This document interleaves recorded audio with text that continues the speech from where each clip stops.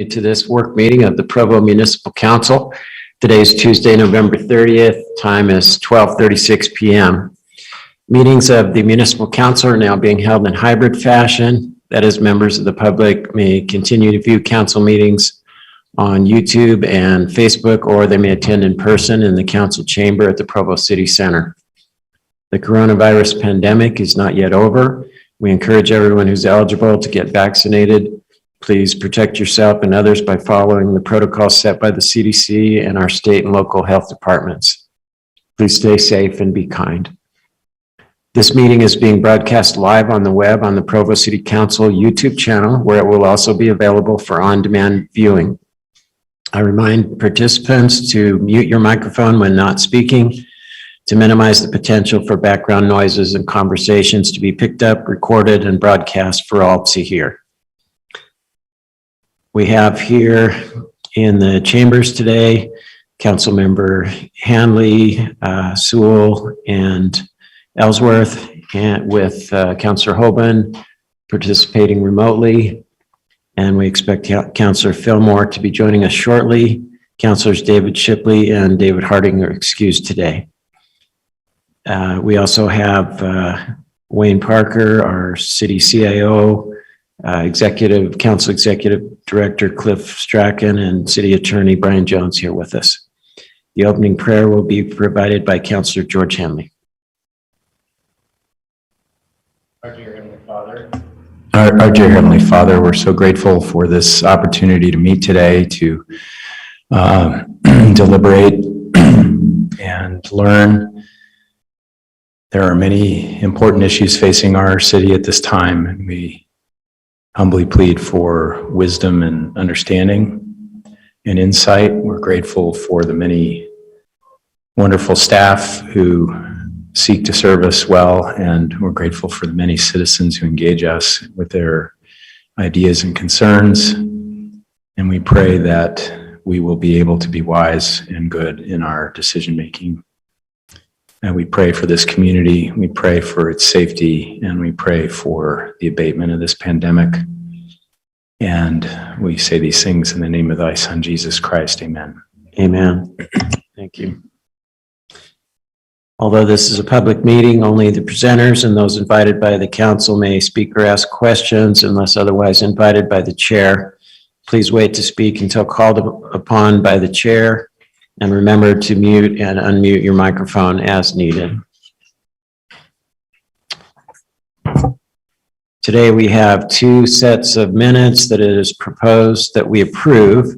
The November 16th, 2021 council meeting minutes and the November 16th, 2021 Board of Canvassers meeting minutes. Are there any objections or requested changes? Seeing none, I'll declare the minutes approved by unanimous consent. First item of business is a discussion regarding the appointment of a city constable, and this item is to be presented by John Borgett, Director of Administrative Services. Welcome, John. Thank you, Chair Sewell and the Honorable Council. We have been working with All Pro Security and Bob Connor as the City Constable since we opened the Justice Court in 2007. Every 4 years, the constable needs to be reappointed. And last time we were just a little bit late, and we're a little bit late this time. It actually expired on July 1st of this year. We also found out, and Brian Jones did a little bit of research, that there's been some changes in the process in the state code regarding appointing a constable. And I'm just going to share a couple of thoughts here. It says the state code made some changes in 2019 regarding the nominating process for appointing a constable and moving the responsibility to the legislative body. And so was more of the responsibility of actually establishing the nominating committee by the administration, where now it's falls within the council. Mentioned here, it says that looking at the code, it appears that even though the members of the commission are defined by statute, it must be the legislative body of a city of the first or second class that establishes the nominating commission. Furthermore, the entire commission needs to review each applicant's credentials. And chatting with Brian Jones, as we've looked at this a little deeper, looks like we have two options that the council could consider, and I'm just going to talk a little bit about those. The first option would be for the council to establish the nominating commission, including having them select which counselor, which judge. It could be Judge Romney or another judge, and which private citizen to serve on the commission. Then the entire body needs to review all of the data and make a recommendation to the council. And so that's option one. Option two, alternatively in state code, allows currently to appoint constables to be reappointed, appointed constables to be reappointed. And in either option, it now is a 6-year term rather than a 4-year term. That could happen without establishing the nominating commission. And the council could recommend, or they could talk to administration about coming back with a recommendation for who would, if, you know, on the reappointment of the council and whatnot.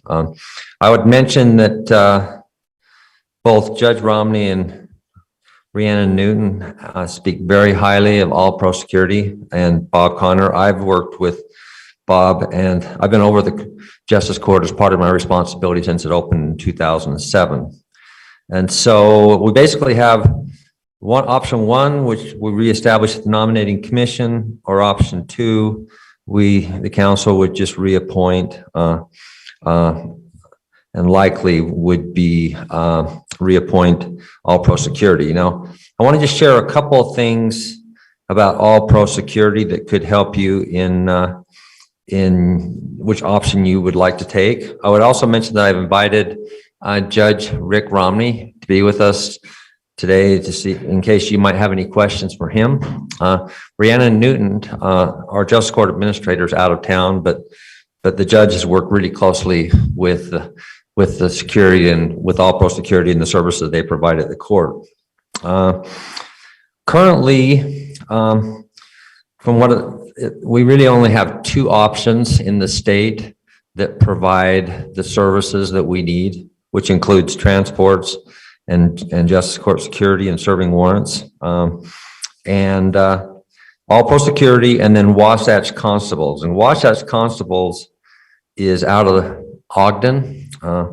They said that they would be willing to come down to Provo and provide those services. They did give a range of wages, but they considered that. The other thing I would mention is that currently All Pro Security provides similar services to Provo for 22 entities in the state, including 6 cities in Utah County, which includes American Fork, Linden, Springville, Provo, Lehigh, and Orem. Currently, since we went with All Pro in 2007, they have never raised the rates that they charge to Provo. We did recently get a notice that they were going to raise the rates effective January 1st, and mentioned that they're going to go from currently what it is $26 an hour to go to $32. I would mention, as we're probably all familiar with, most of their employees are public safety. They could be retired, or they could be getting ready to enter in, or they could be doing some work on the side. We've specified in the agreement that we don't allow them to have Provo City employees that are police officers also serve as security because of the potential conflict, but we do have in other areas. So with the pressure on public wages going up, I think it's very reasonable and understandable that they are needing to raise the rates just because of the demand and the overall environment in the police market, but it is an increase. I did go back and look closely at approximately what that impact would be to the city. And it would approximately be about 32,000 annually, or 16,000 for the balance of the year, January through June. We have looked at our budget, and because overall our costs are actually lower with security and transports right now than they normally are. The reason being that we're still feeling some impacts from COVID. They're not transporting inmates like they used to. They're doing more of the virtual in custody hearings directly from the jail. And so for those reasons, our security costs are lower than what they normally were pre-COVID. But we're happy to go either direction the council wants to go. I think it's likely that if we did establish the nominating commission, that we would still wind up going with all pro, just because of the great service they provide and the institutional knowledge they have and what we've had with them. But we're happy to go either way. So with that, if you wanted to ask any questions to the judge, or if anybody has any questions for me, I'm happy to respond to those.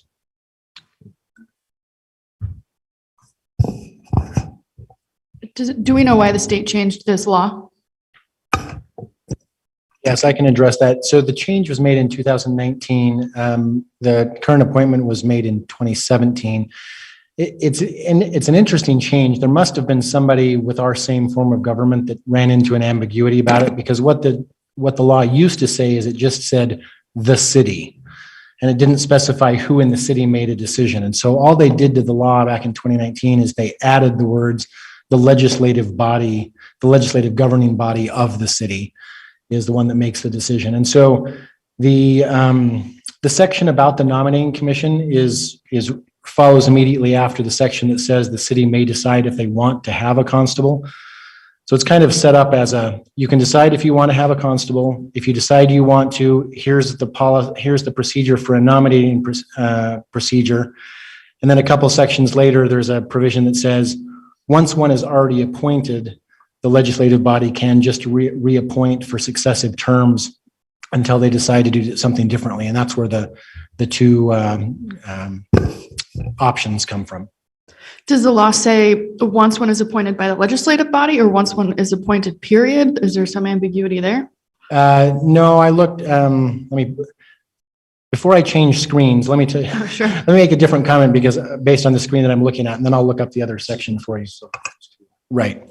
So I just wanted to, I'm looking right now at the section on their powers and duties, and I just wanted to mention that because I think it's useful. It says every constable shall attend the justice courts within his city when required by contract or court order, and execute, serve, and return process directed or delivered to him by the judge of the justice court. So those are their two duties. I just wanted to raise that for context, and then I'll go back to the other screen that has the actual language from the statute, which just says constables appointed by a county or city. So in that phrase, it doesn't say legislative body.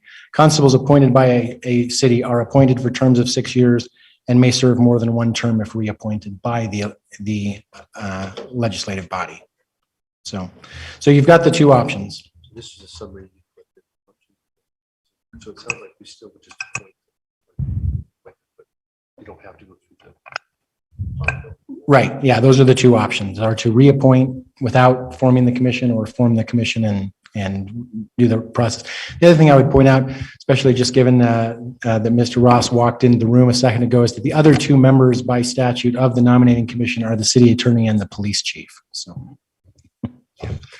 The other thing I would just say too is that Judge Romney's here if you had any questions for him, or if you wanted to have Bob Connor, who is the principal that basically is over all pro security, come in a future council meeting or a term where you wanted to ask him some questions, we're happy to do that as well.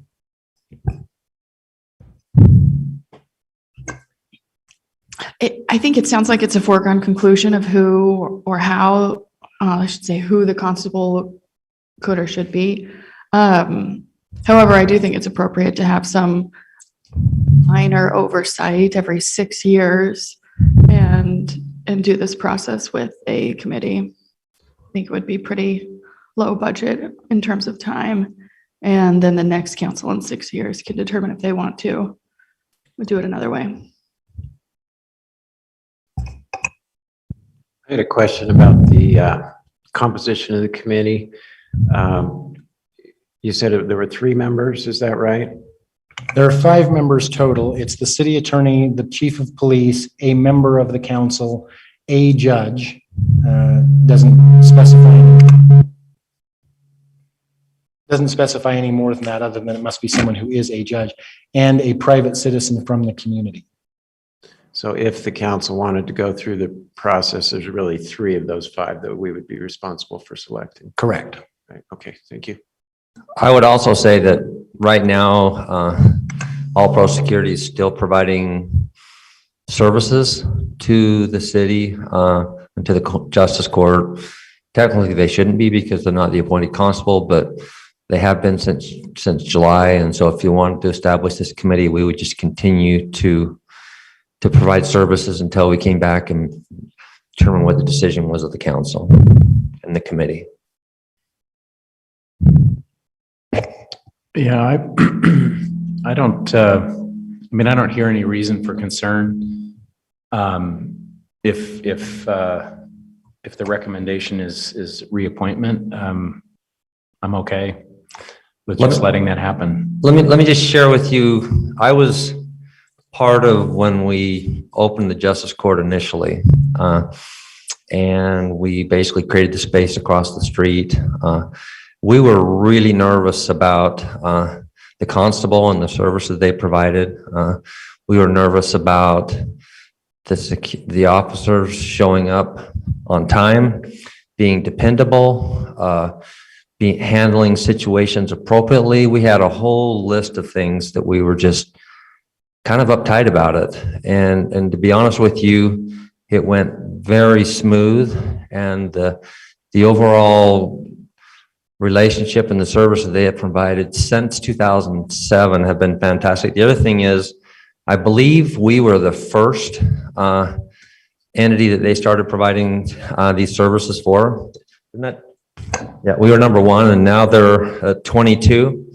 And I think one of the reasons that they've grown as much as they have is that they provide a really, really good service. Bob Connor was with the Orem Police Department for 33 years, and then he retired and started this business. And so anyway, that might give you a little bit of background as well. Mr. Strachan? So a couple thoughts. One is, if the committee was struck, how many companies are likely to, or individuals are likely to bid for these services? My understanding, 2 in the state of Utah, unless there was some that came from a different state, but 2 in the state of Utah. I think they have to be set up as a constable within the state of Utah. So I think the answer is 2.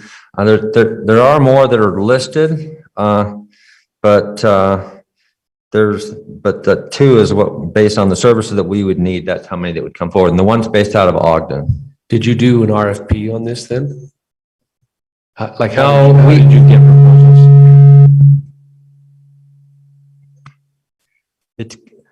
It's kind of a small market. We just check to see who provides transport services and who provides in-court security and serves warrants. And based on that criteria, we came up with 2. I would, if the council wanted to, or the committee wanted to throw out a net and just make sure that that's the right number, they're happy to do that. But based on our review, it was 2.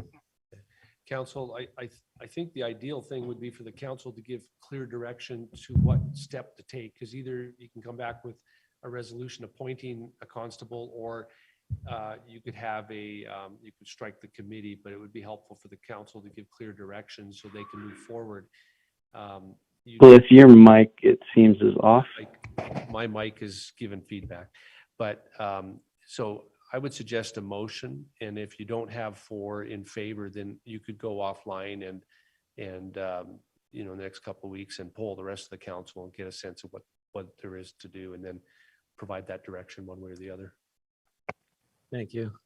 I'll just mention I'm in alignment with what Councillor Ellsworth and Hanley have said, that I'm very comfortable with the reappointment. I found Judge Romney's letter that he sent in very convincing that what we're doing is working, and that we should stay the course. Councillor Hoban, do you have any thoughts on this? So I don't know if it's my problem only, but the audio, I can't really hear you all, cutting in and out, and is very low volume.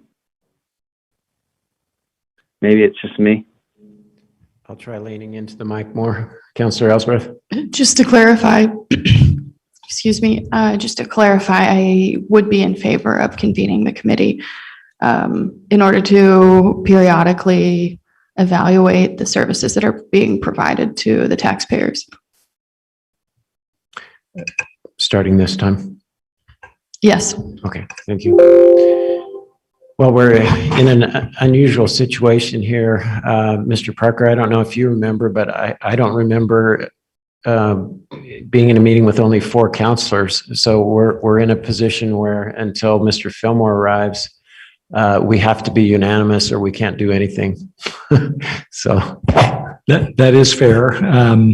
So again, my experience in these, Brian and Cliff may have some views as well, but even a motion to continue would require 4 votes.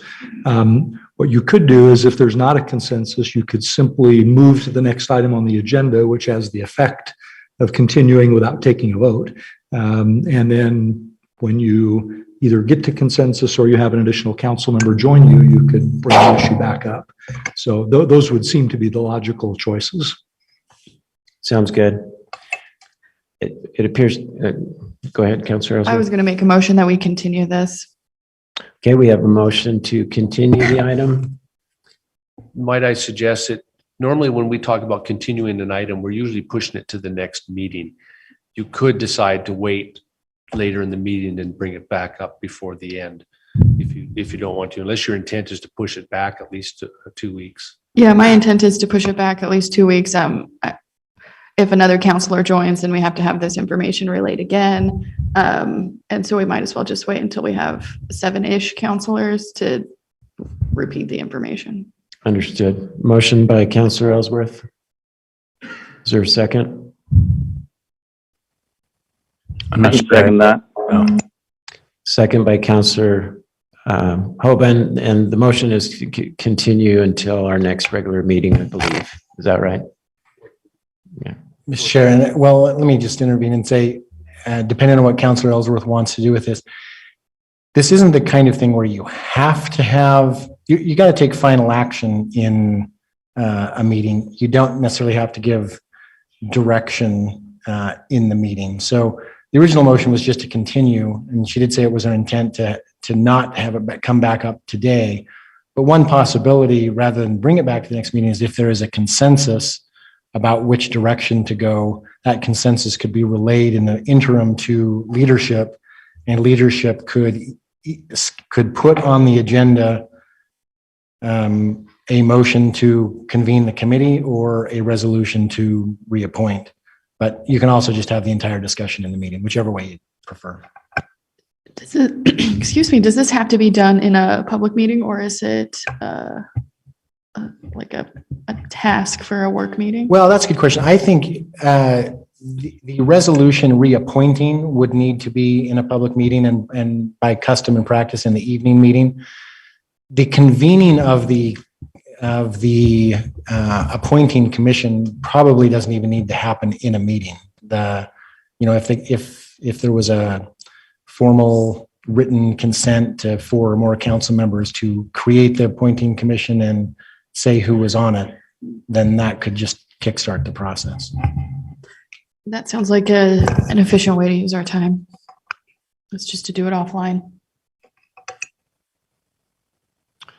Okay, So again, I don't think we need to change the motion since the motion didn't specify the next meeting in the original motion. So I think we've got a motion on the table to continue. And then I think leadership can, in the interim between this and the next meeting, reach out to the council members and find out what the consensus is about how to move forward and schedule something for the next meeting as appropriate. That would be my request so that this doesn't get stuck in limbo. I mean, so that it's expedited, because we only have one more meeting this month, and then it's the new year. okay, thank you for that clarification and comment. Is there any other discussion on the motion? Not, I'll call for a vote. Counselor Henley? Yes. I'll vote yes. Counselor Ellsworth Yes. and Counselor Hoban? Yes. So that motion carries unanimously with the 4 that are here or present, participating, whatever. All right, let's move on to item number 2, which is a presentation from the Housing Committee regarding an ordinance change for ADUs. And this is to be presented by John Magnus, Policy Analyst. Good afternoon, council members. We're back again with the accessory dwelling units. You've had a presentation on the law, you've had a presentation on code enforcement, and you had a presentation on why we had to make these changes. We are now coming to the decision points that we need to start moving on so we can move this forward. So when the Housing Committee started this work back in July, we were dealing with it because of HB 82. And what they had come up with, how they were going to solve this problem is, one, they wanted to make accessory dwelling units widely available through the city. That was one of their goals. They wanted to make it easy to understand and easy to use. Currently, we have an A and an S overlay, and they have different rules, and you have to see where they are on the map, see if you're inside of it. We're allowed in the RC zones. So we have these kind of confusing rules. It's not really easy to navigate for homeowners sometimes. And then we also wanted to create it for ease of enforcement. And we want to make sure whatever we did, we would be able to enforce it. The enforcement aspect was very important to them. So that's what was guiding them when they made the decisions on to make changes to our accessory dwelling unit ordinances. And it's not from there. Oh, there we go. So we came up to some conclusions on what we wanted, and we came to a consensus, and then we had a few issues that there was no consensus on. That's what I start with. The Housing Committee was asking for guidance. One is an internal connection. One of the members wanted to ensure that we could still require internal connection between the primary dwelling and accessory dwelling unit. HB 82 looks like it takes our ability to enforce that away from us. It says that we cannot have requirements, make requirements to the accessory dwelling units on its interior, on the interior of the building. We can do it to the exterior, but not the interior. So even knowing this, one of the members still would like to leave that in, knowing possibly that it may not be enforceable. Their desire is to hopefully the legislature at the next term would change it to allow us to still require this internal connection. Doing the math on this internal connection, to remove a stairwell, you'll gain about 40 square feet in the basement. To put a stairwell back, you're looking at about $20,000. So the gain in square footage compared to the economics of putting it back after you either one, don't want accessory dwelling unit, you want to use your own basement again, it doesn't really make sense. But it is an issue that one of the members did want some clarification because we did not have a consensus on that one issue. The other was occupancy level. Currently, in the A overlay, we limit it to 2 unrelated adults. In the S overlay, we limit to 4 unrelated adults. HB 82 says that you cannot create an ordinance that limits it less than 3. Talking with legal, they think that we can keep our 2 because it was our ordinance predates the law. So their understanding is that we would be able to keep the 2 if we desire. And again, we had one member who wanted to go to 3, and one member who was concerned and wanted to keep it at 2. We didn't have a consensus, so we are coming to the council as a whole to get direction. Can I ask a question in there? Some allow 2 currently, Yeah, our A overlay allows 2. and some allow 4, The S overlay. the S overlay. And are there any that allow 3? Like the number is 3? Maybe if you're 65 and old? No. Probably wherever ADUs are allowed that are not because of the overlay, like the RC zone, right? So the RC zone allows ADUs, but isn't governed by the overlay. So there it would be 3. Right, and I think you're correct on the senior. It does allow 3. of 2.3. It's not covered by the A overlay code. So we have a nice smorgasbord of what we allow through the city, 2, 3, and 4, depending on where you are. And that causes confusion too, for the residents. That was the one thing we're trying to do away with. The housing committee, these are recommendations that were consensus. Everybody agreed on it. They wanted to allow it in all areas of the city, and what that definition is: all R1 zones, all RC zones, the A zone, and the A1 zone. There was no question.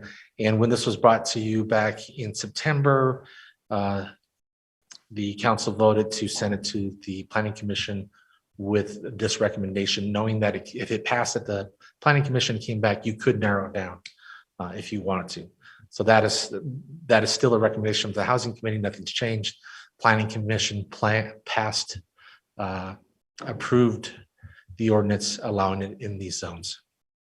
John, could I just make a comment about the occupancy limit? And I want to make this just because I think you've received emails in the past from Councillor Connect about why it is this way. There's a little bit of a nuance with how it is in the S overlay.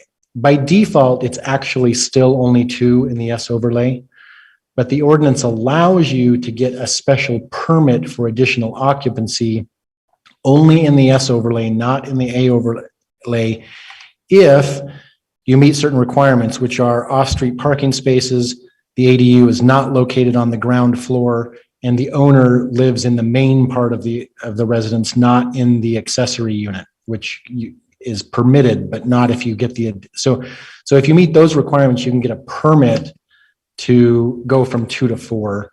And that was a conscious decision by the committee back when we revamped 1430 a few years ago, to try to kind of give an incentive for meeting those requirements.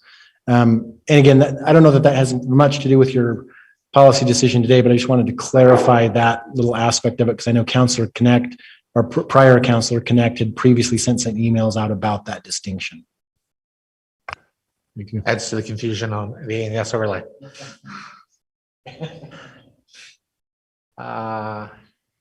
Leah, can you give me my control back?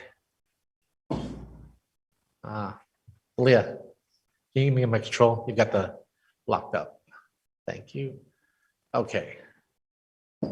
And then for ease of use, to make it easier to enforce, easier to understand for the residents, there was consensus in the committee to remove the A and the S overlay. They felt that there was too confusing between the A and the S, and going citywide, we wouldn't need an overlay. So we can get rid of the A overlay at the same time. And part of that was, and the thinking at the time, the BYU was not a consideration, because we were looking at this as affordable housing, not student housing. We were trying to break that link. Some people think we're talking about student housing. This is not student housing. We're talking about another level of affordability for the residents of Provo. Will students use this? Well, certainly they will, if it's cheap enough. But this is not student housing. And that is the one reason we wanted to break the link with the S overlay, because this is not intended for student housing. And if we go citywide, we wouldn't need the overlay. And that was why we're removing that. So these are the decision points that we need to start moving on. We're asking for the council as a whole on guidance so we can get the ordinance passed, because the deadline was October 1st for this HB 82. So currently we're using the state's guidelines on accessory dwelling units.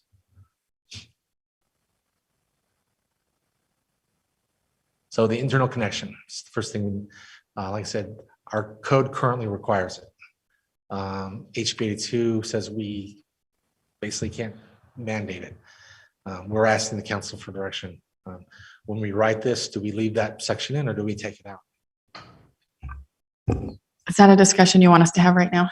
Yes. Okay. I'll submit my opinion here. If it's not enforceable and the state has precluded us in some ways from doing it, it's probably not good policy for us to do it. Councillor Hanley? I guess my question is, what are the pros and cons in any case? Councilman Harding was concerned, basically we're making it a de facto duplex because there's not that internal connection. Technically, it's correct, it would be a de facto duplex because there is no internal connection. But again, the cost benefit to it, you're only getting 40 square feet for a stairwell, and the cost to put it back in is cost. You would have to rent out almost 20 years to make up that square footage. And what we see these accessory dwelling units, it's like a young family who can barely afford the mortgage. This is a way to help them afford it. As the family grows, they're probably going to use the space themselves, so they will no longer be an accessory dwelling in the residence, and they'll use this downstairs basement. So it doesn't make economic sense for them to remove the stairwell. Some people do it, maybe. But if they sell the house, the accessory dwelling unit doesn't automatically go with it. The new owners would have to come and apply for it. And if the new owners wanted to use the basement themselves for their family, they'd have to put the staircase back in, which would be a negative in selling the house. So in the long run, I don't think it's as big of an issue of people tearing them out. And it's not like a new developer is going to come start building houses, brand new houses without stairwells to the basement. Sure. So Mr. Jones. if I could just interject and say, and clarify a couple of things. One, first of all, I do agree with the position that's been stated that HB 82 does not allow us to currently require that, because what it does is it says a city may not regulate the construction or use of an internal ADU except in the following ways. And then it gives a very specific list, which this is not in. And I think as a matter of principle, I strongly agree with the position that Councilor Ellsworth said about the idea of having parts of our code that are non-enforceable. Having said that, since he's not here, let me at least articulate what I understand to be Councilor Harding's position, which is that he has had a conversation with the bill sponsor, who has assured him that it was not their intent to not allow us to do this, and that if necessary to run a correction next legislative session, they would do so. And so I think the theory, my understanding, and I apologize to him for speaking for him, but my understanding of Councilor Harding's position is, if we know that we want that, if the council knows they want that, why not put it in now? We know it won't be enforceable until the next legislative session, and we won't attempt to enforce it until then. But if that fix then takes place, it'll already be on the books and we won't have to have this discussion again. And if it doesn't take place, you could always run a quick code amendment to take it back out. That's my understanding of what he's urging the council to do. Thank you for that clarification. And Mr. Homan. I was just going to address Councilmember Hanley's question of the benefits. So initially I was kind of like, doesn't really matter, but I did do a lot of research on ADUs as I've been, kind of mulling over these questions in my head. And one thing that the research talks about is that tenure is really important to stable, healthy, strong neighborhoods, and that ADUs that allow the family to grow. So let's say there's a family upstairs and they rent their basement, but then they get too big and they need more space. If there is an internal connection, they can then grow into the basement, and instead of having to move to a different neighborhood or buy a different home that they can fit in. And so internal connections enable longer tenure. And it could be a family, it could be renters. Somebody's renting the upstairs with a couple roommates, and they also have, renters downstairs, and then they get married and, whatever. But it enables longer tenure. So I am supportive of it, but I was going to ask Brian Jones for his interpretation and his thoughts. So it sounds like we don't really have a choice, but I also see where Councilmember Hardy's coming from and saying, well, let's put it in there and then it will be changed. I guess I would say I'm supportive of an internal connection, but I understand the perspective that if we can't really enforce it, then why put it in there? But if what Councilmember Hardy says is true, then that's definitely something for me to think about, I guess. Counselor Hanley. Thank you, Mr. Hoban, and others answering that for me a little more clearly. I think I didn't understand it quite as well as I do now.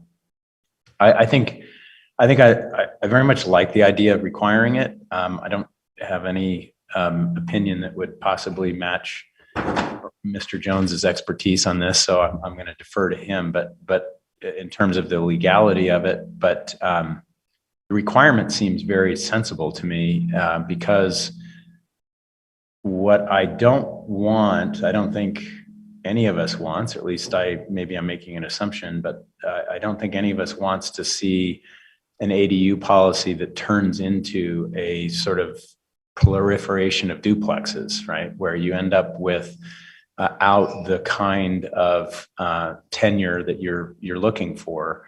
I think the ADUs are very valuable for young families who are trying to grow into their households, but it's also very valuable for people who are shrinking their family size and may be able to make better use of their home as a result of this. So I think the internal connection to me seems actually pretty crucial. So I would be inclined to require it, even if at this point it's in sort of legal limbo. Anyway. Right. If it was included, we could just not enforce it if someone challenged us.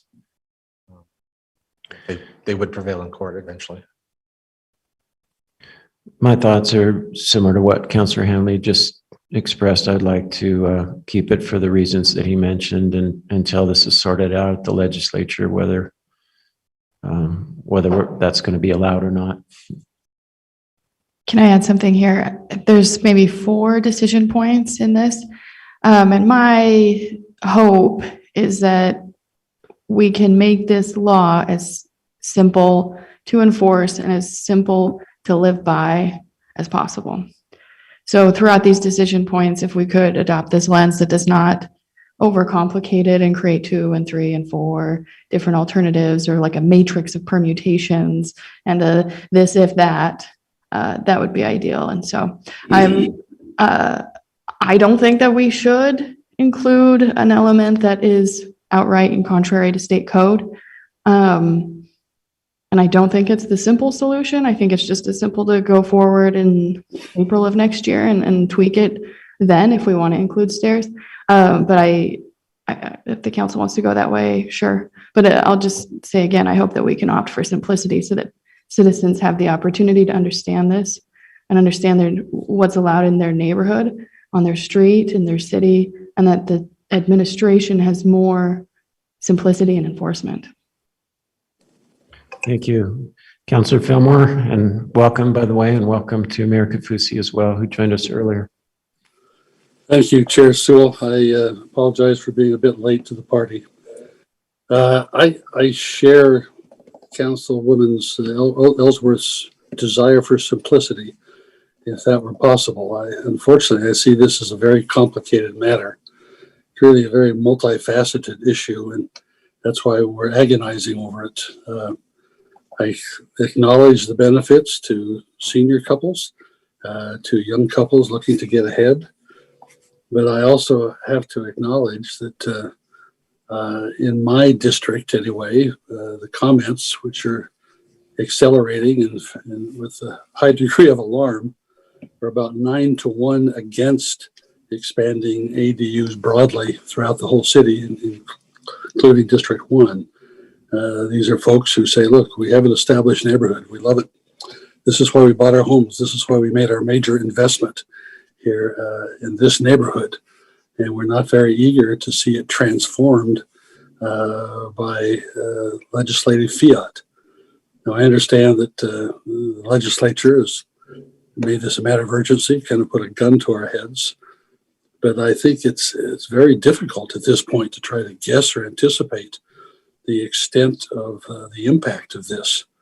My instinct is to go at this incrementally and not just to open it up to the whole city and just see what happens. We might see some torches and pitchforks from certain neighborhoods over that. It seems to me that we ought to find a way to incrementally expand the area that is susceptible to ADUs, and then monitor that and watch it, see what happens, see what is going on in other cities who have implemented this in various forms, particularly those that have opened it up citywide. Let's take advantage of their experience before we go full bore. That's my hope anyway, is that I also, I echo the concerns that, this should be limited to those facilities or homes that have off-street parking, where there's a contiguity of the internal connection, where it's owner occupied. All those things have to be in place. But I have a lingering concern that has not been assuaged by anyone in the city yet, that we have both the capacity to enforce this ordinance, and even if we have the capacity, that we have the will. The responses I've gotten so far have been very vanilla, very iffy, and that causes me great concern. Otherwise, we make a major transition in the city without the ability to enforce the limitations. And I cannot vote for this without the assurance that it would be enforced, whatever restrictions we end up with. I understand there's some urgency. There are good reasons for doing this, but I'm sensitive to seniors and young couples. I just don't think we need to go at it full bore immediately. I'd rather wait, if we can afford to, on the legislative corrections, wait to see the experience of other areas, and then expand as we deem prudent. I think that maybe there's a possibility of that there are a good number of people that are concerned that their neighborhoods, whether we intend it or not, are going to be transformed into student housing areas and totally change the character and personality of the neighborhoods they bought into. And I wonder if there's even a possibility of restricting the ADUs to families or single or couples or non-students. I mean, it's the inherent transiency of students and their relative lack of commitment to the community compared to families who want to live here longer. If there's a way to do that, at least initially, as we go about testing the waters. So there's my piece. Thank you, Mr. Strachan. I wanted to point out, we have less than 10 minutes left in this discussion in terms of what we had allotted for time. Can you put the original list up there? I think what staff would really like to know is do you have, I mean, there's only 5 of you today in the meeting. Are there any of these points at which 4 or 5 of you are in alignment so they can move forward with the drafting?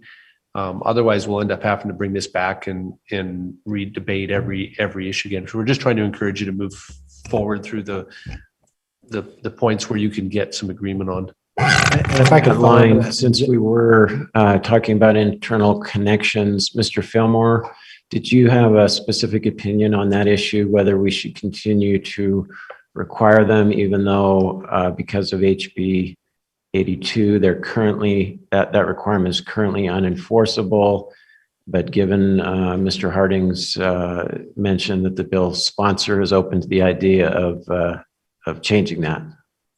At this stage, I'm in favor of requiring internal connection. Okay, I think that's 4 on that issue. Okay, I think that's helpful. Might I just quickly say, we had a discussion last week where we suggested that maybe the way to move forward was just to have people who have an opinion on each issue make a motion and see how that plays out. Let me run through how these are addressed in the ordinance that is in front of you. The ordinance that went to Planning Commission does not require Does not. It does not require internal connections. It creates the occupancy levels all the same because it gets rid of chapter 14.30. So the occupancy would be 3 everywhere. It allows ADUs in the agricultural R1 and RA zones. RC is the one where they're already allowed, right? Yeah, Okay. currently allowed. And it deletes chapter 14.30 of the code, which therefore removes the ANS overlays. So a motion only needs to be made if your desire is to do something other than that with regard to any one of these points. So Brian, this is Bill again. Can I ask you a question? Yes. Does it make any sense to remove the A and S overlays if we don't go citywide? I could tell you the committee would want the S overlay removed because they were looking for simplicity, not just, trying to make it work in the city, but also for enforcement. And yes, I would say I think those two things are unconnected because essentially, in my view, 2 and 4 are on the list are directly connected. At this stage, the only reason to have the A and the S overlay is, well, yeah, the only reason that I think to have the A and S overlay have to do with occupancy levels. One reason to keep them is if you want to maintain the distinction between 2 and 4 with the additional occupancy permit in the S.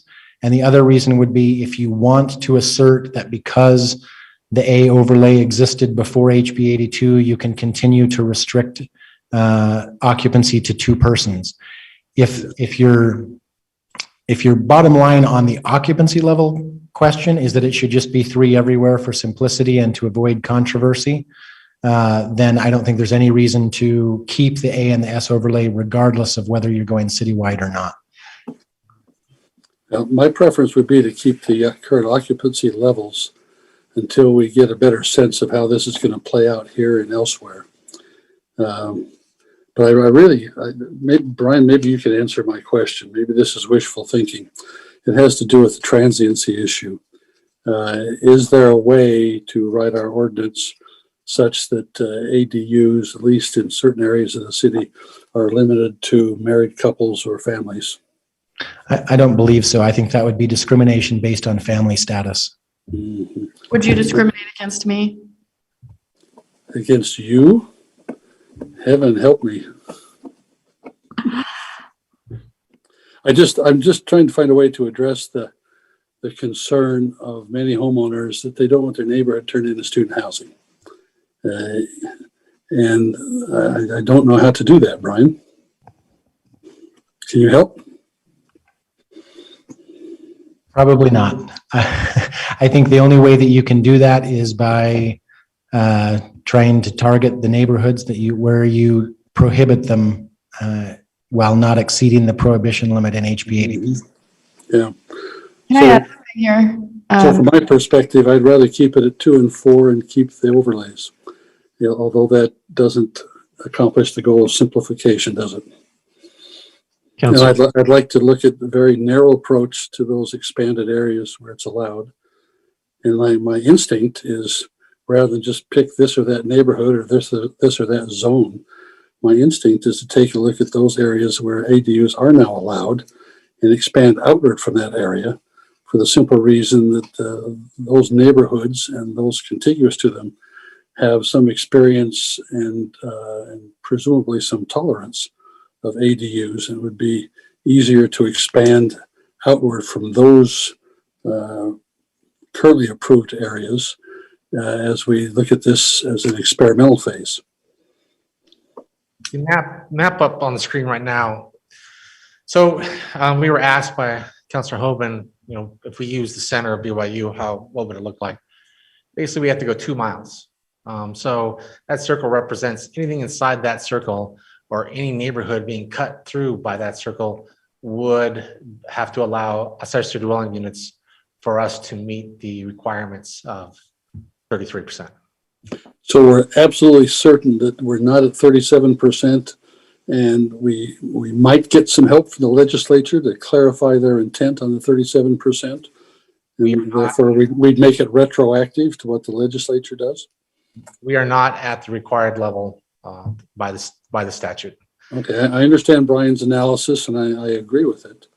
What I'm saying is, as opposed to opening it up to, for example, to this 2 mile radius, is there a way? What I'm hearing is that the enforceability could be pushed out to June or whenever of next year, pending our ability to revise the ordinance based on what the legislature does. Is that right?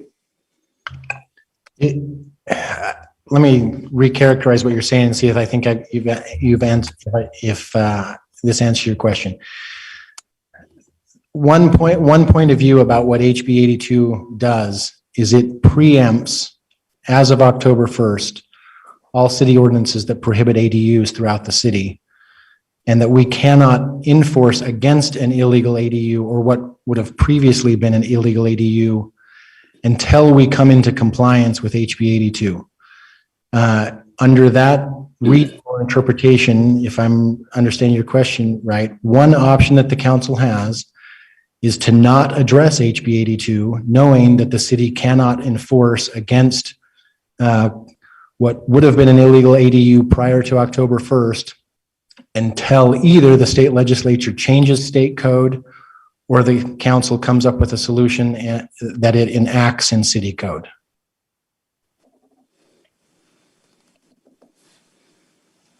Did that answer your question, Councilor Fillmore? Kind of. I'm still trying to get my head around all that.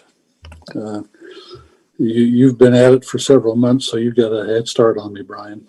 If I understand you correctly, Mr. Jones, then if we did nothing, we would be biding our time until we could see what the state legislature does in this next legislative session to HB 82. What I'm saying is that if the council fails to come to a consensus, whether intentionally or unintentionally, the only penalty for that is that we cannot enforce the ADU rules on the books right now. And so ADUs would not be enforceable. Anti-ADU legislation currently on the books in Provo would likely not be enforceable until that consensus is reached. So Brian, what that means is the only restrictions on ADUs citywide for some period of time after October 1st would be those set forth in the current legislation. In the current legislation in HB 82, not in. Yes, HB 82. So the whole city would be wide open to anything. Correct. Until we come into compliance and pass another ordinance. I'd like to continue making a couple of comments, if I may. I don't feel comfortable investigating possibilities of limiting certain types of renters. I mean, I think that's very uncomfortable to me. And as sympathetic as I am to the concerns that a lot of my neighborhood has, and I feel about disrupting the tenure of that neighborhood and the stability of it, I don't think we want to encourage any sort of discriminatory tone that I have heard from some of the emails I've received. That being said, I feel this is an extremely complicated issue for me. I feel like ADUs seem to me to be an important tool in the toolbox to help with housing affordability. Although I double checked with James Wood at the University of Utah Kim Gardner Center about affordability issues.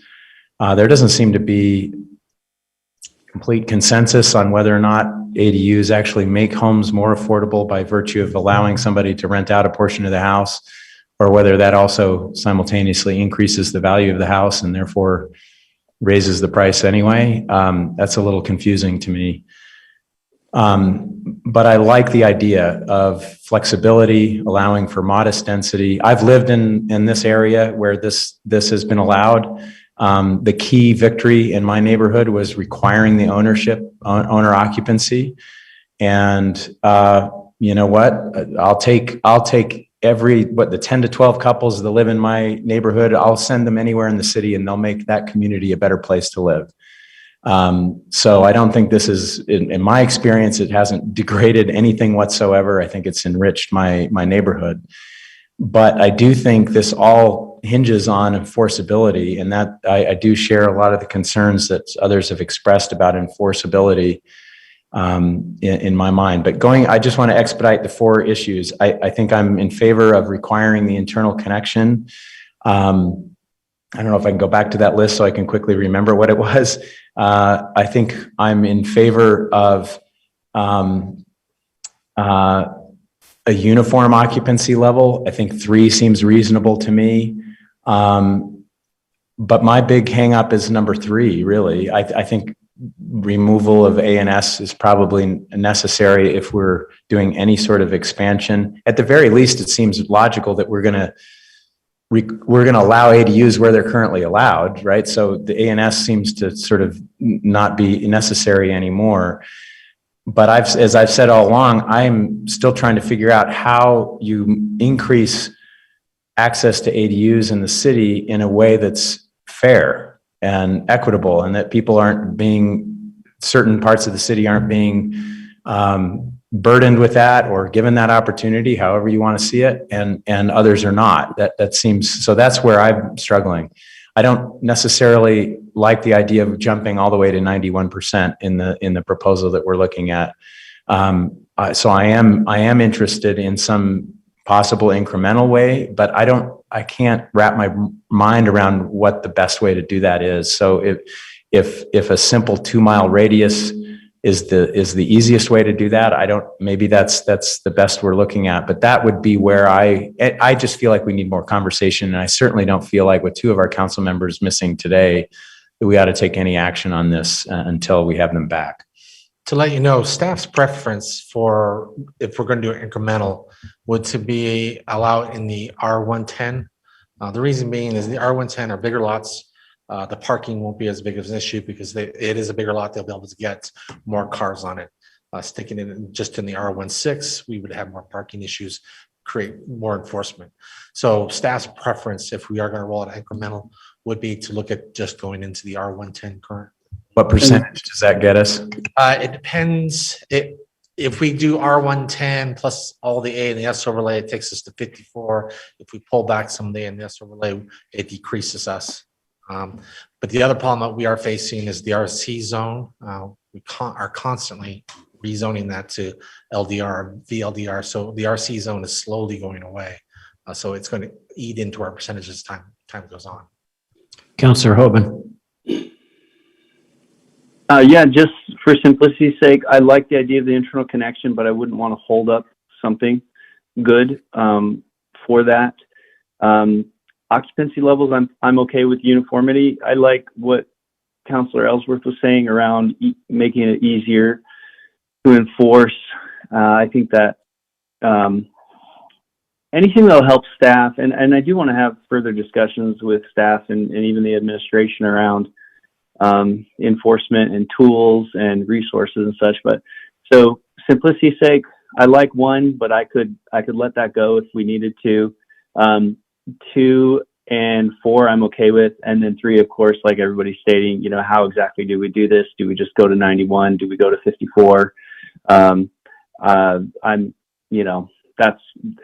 kind of where I'm held up at. I did just want to say something to Council Member Hanley, and this isn't meant to be a debate by any means, but just one thought I had was, it's not uncommon for us to have to make what might be considered unfair decisions. You have to pay for parking outside your house in this area, but outside your house in that area, you can park on the street for free. And here you can run a business of a certain type, but over here you can't. And, at the gateway to the city, if you're going to build a warehouse, we want you to have better aesthetics than if you build a warehouse somewhere else. So I guess my point is we don't always make what would be considered fair decisions, but I think we do make what would be considered smart decisions, because we know that even if it's not maybe fair for everyone, it's the right thing to do. So just something to think about there, that we constantly make unfair decisions, I guess, was my thought. So I don't necessarily feel too bad about that, because we do that a lot, but I get where you're coming from. And just kind of another way to look at it, though. Go ahead. A quick response to that. Thanks, Travis, or Mr. Hoban. Yeah, I think I understand that. I guess I just want, I mean, like the R110 argument staff is making at least has some reasoning behind it. I just want some reasoning that helps me understand why applying it in certain parts of the city and not in others makes more sense. And that's where I'm Right. just, Right. I've been looking for that reasoning and haven't been finding it. So that's kind of where I'm Yeah, I get you. struggling. That makes sense. I get you. Yeah. There's a reason we do something, as opposed to just randomly picking something. Yeah. There's a reason we require parking here or paid parking here or a certain aesthetics here or a business here. So yeah, I see what you're saying. Counselor Ellsworth. Yeah, I appreciate Mr. Hanley's statements about having a rational nexus for the scope of the application for number 3. Some areas, some streets, some folks will see this as a threat, and some people will see it as an opportunity. But I think having a rational nexus is important. Just to quickly go down the list, I'm not in favor of internal connections. There's no commitment from the Senate or the House on how they will change this at this time, how they will change HB 82 at this time. I am in favor of simplicity with occupancy levels and making that uniform. I would prefer that this is allowed more broadly in the city. I think it does create affordability for people who are buying homes for the first time, which is a huge, huge hurdle for millennials right now. It also incentivizes home ownership. And that's something that past councils have been really, really persistent about, is ingraining in near every housing policy ownership. And this allows for broader ownership. And then it expands private property rights. So I'd like to see it broadly applied. If not, then I would be in favor of doing it in R110. And then I don't think it makes sense to keep the A and the S overlay. Given that we're about 12 minutes over schedule, I'd suggest that any counselor who hasn't already kind of go through this list of where you're at on each one of the items. Mr. Fillmore? Yeah, let me take a run through the 4 items. I'm in favor of internal connection and anticipate the legislature in that regard. Number 2, I could be persuaded for simplicity's sake to go to 3 occupants. Number 4, if we go to 3, I assume that solves the problem with 4. And so you can remove A and S without any consequences. If I'm wrong on that, somebody please correct me. It's item number 3, where not only I, but many of our citizens are going to have a heartburn. I don't think it's we're making a lot of assumptions on how this is going to play out in terms of volume of ADUs, impact on traffic, parking, changing neighborhoods' characters, that kind of thing. I just can't believe that we're willing just to throw this open to the whole city and just hold our breath. That makes no sense to me. That's really irrational. We need to have some kind of incremental approach.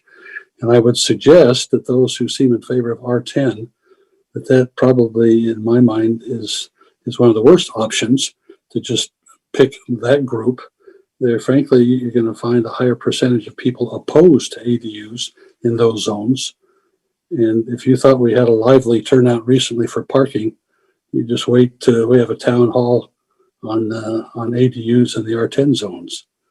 In my mind, the keys are the restrictions.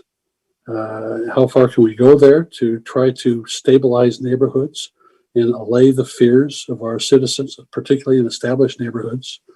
And secondly, enforcement. I am totally unconvinced that we have the capacity or the willpower or the commitment to enforce these ordinances. And I'm open to being convinced, but I sure don't see it. Thank you, Mr. Fillmore. Can I make one small statement? I just want to invite Councilor Fillmore to reach out to some of the cities that have done this. Well, actually, every city has done this, but Spanish Fork, Logan City, those are communities that I've collaborated with, or South Jordan City, Salt Lake. Visit with other cities just to learn about them. Well, I don't naysay the value of that, but I will suggest that Spanish Fork isn't host to 2 major universities. And I have nothing against students per se. My issue is transiency versus stability. If I may, I'd like to add my comments on each of the 4 items. As I mentioned, I favor requiring the internal connection until that question is sorted out at the legislature. Occupancy levels, I would prefer, basically, I'm taking the most conservative route on all this until the dust settles, so I'd prefer to leave them the way they are until we're closer to resolving all this. As far as allowed areas of the city, my suggestion would be to take the logic that staff has suggested, that areas of lower density have less risk from impact, but not do it on the R1 10 zones, but add the RA and RAPD, which is lower density than R110, and add the R120, which is also lower density than R110. And if you add those 2, we go from being, or I guess it's 4, including the PD versions of those. If you add those 4, then we go from being about 9.5% short of the state target to being only 2.76% short of the state target. So at that point, I mean, my ideal scenario would be to wait until the legislature sorts it out and encourage neighborhoods who are interested in applying for the zone change to add the ADUs to their neighborhood. In other words, let it be voluntary. It seems to me that if there is popular support for this in any reasonable degree, that we'll have enough neighborhoods, and it wouldn't take very many to ask to do that, and that would push us over that last 2.76% that we would need to meet the state target. And again, until the dust settles, I'd prefer not to remove the A and S overlay. So that's where I'm at. Are we okay, counselors, to move on now? We're about 18 minutes behind schedule. All right, thank you. Let's move on to item number 3, which is a presentation regarding the Parks and Recreation Master Plan update, recommendations and implementation. And this item is to be presented by Mike Svets of Pros Consulting, I believe. Yes, thank you very much. I appreciate I think I have control. Maybe not.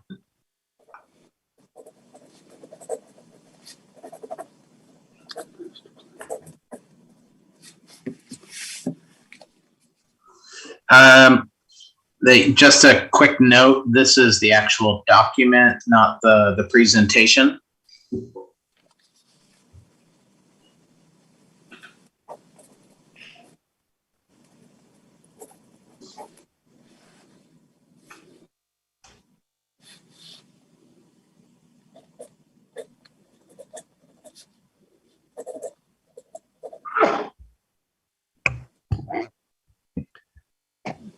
Speaker should be able to share from his location. Yeah, I wasn't able to, but this works. Thank you very much. Great. Thanks again, folks. My name is Mike Svets, principal with Pros Consulting, and I've had the pleasure of working with staff once again, and the community once again, and council once again, and the Parks Board once again in terms of creating a new Parks and Recreation master plan for Provo's Parks and Recreation Department. So next slide. So tonight this afternoon is really just about providing you an overview of the information in many cases that has already been presented to you. This is kind of a quick synopsis of the document that you all should have, but really just want to touch on community need again, level of service, equity mapping, funding strategies, and strategic initiatives. Next slide. So this is a huge honor to be working for a department that not only is nationally accredited, but as you all know, just received the 2021 National Gold Medal from the National Recreation and Park Association. This is a very prestigious honor, and you all should be exceptionally proud of the department. We at Pros Consulting pride ourselves in working with the best of the best, and certainly have enjoyed the opportunity to work with you all and work through your park and recreation system with your community. Next slide. So just a quick snapshot again of community needs. We arrived at these based on conversations that we've had with the community through virtual community meetings, focus groups, stakeholder meetings, as well as the statistically valid survey. We were very mindful of receiving feedback on the master plan throughout the process, instead of just relying on what we heard at the beginning. And so all questions, concerns, comments, suggestions have been incorporated into the master plan. And of course, Parks and Recreation is all about providing experiences to your community. So what your community desires is certainly a way to align your offerings in such a way to get the most utilization in terms of programs, services, as well as parks and facilities. Next slide.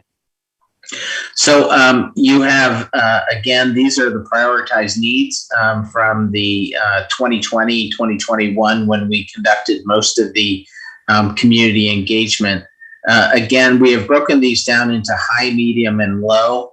High simply means that you have a high level of importance and need, but also the direction that the community wants you to continue to move in terms of if there are opportunities to expand upon programming. So not surprising that fitness and wellness, outdoor adventure, recreation, art, culture, enrichment, and special events all are in that top list. I won't read through the medium and low, but medium again means that most of the time, in most cases, you have done a good job of matching up the demand for these programs and services with the supply. The things on the low end, again, you've done a pretty good job of matching up the demand with the supply. However, if there are things on this list that you start to see declining in participation over the next 5 to 10 years, then you certainly want to pull back on the number of offerings that you're providing. Or if something is listed that you are not currently doing, it's not a time to jump into that. So again, high, medium, and low is kind of how we rank these.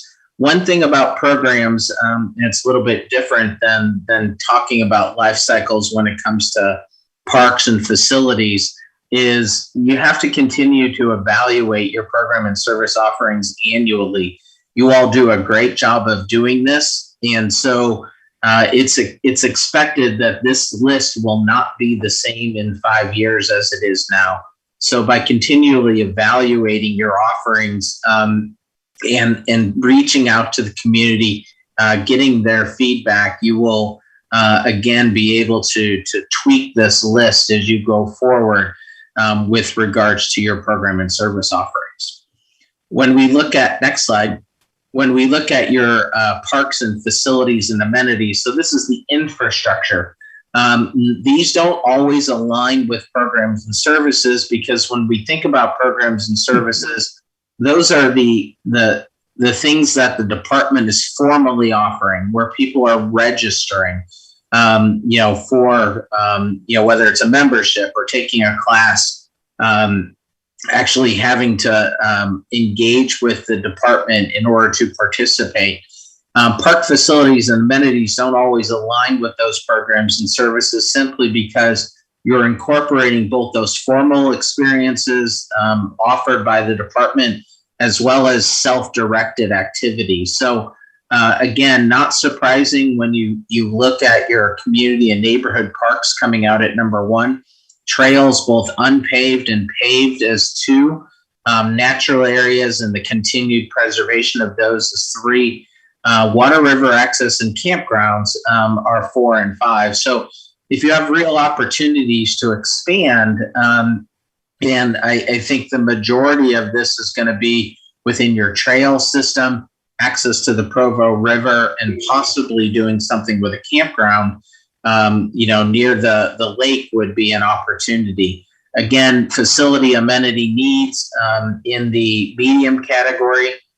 Based on today's population, you're doing a good job of meeting those. However, we know that this is also part and parcel to a growing population, and also taking into consideration projects that are coming online and things that are on the low end. Again, you've pretty much right-sized, but you also want to keep an eye on it in terms of determining whether or not any of these any opportunity here exists to either start to repurpose spaces or potentially just not get into that level of business at all.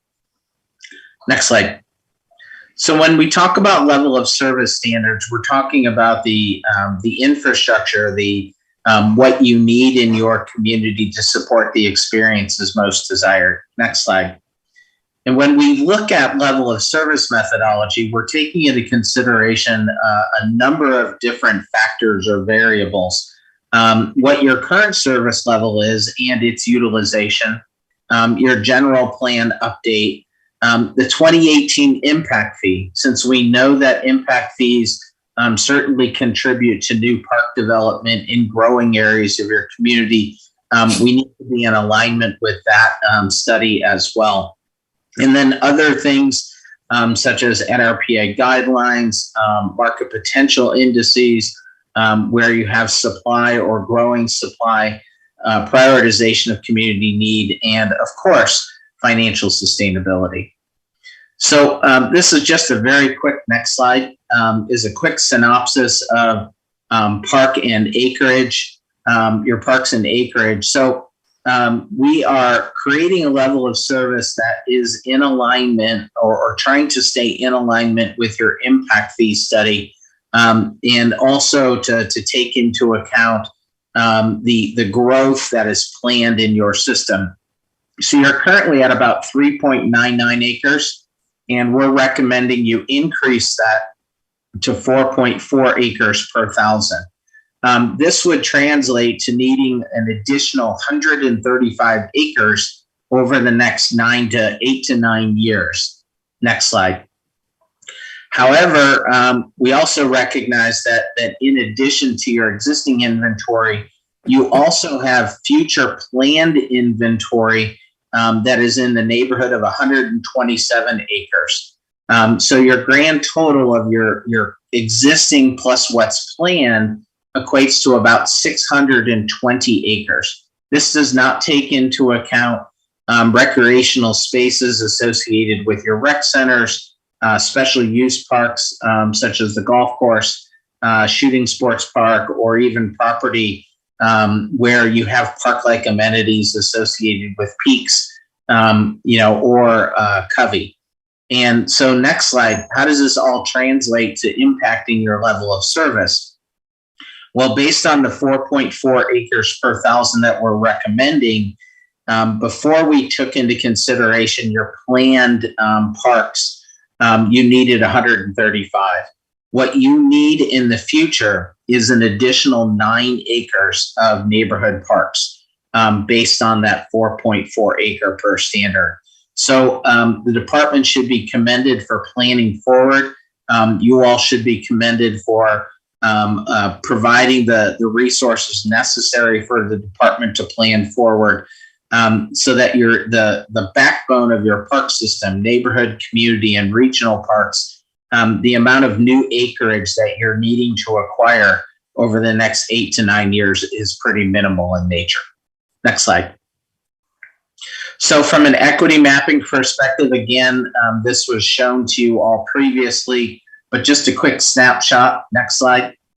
Again, these are your neighborhood park acres. You can see that where you have most of your residential population living is where you have your neighborhood parks and or planned neighborhood parks. Next slide.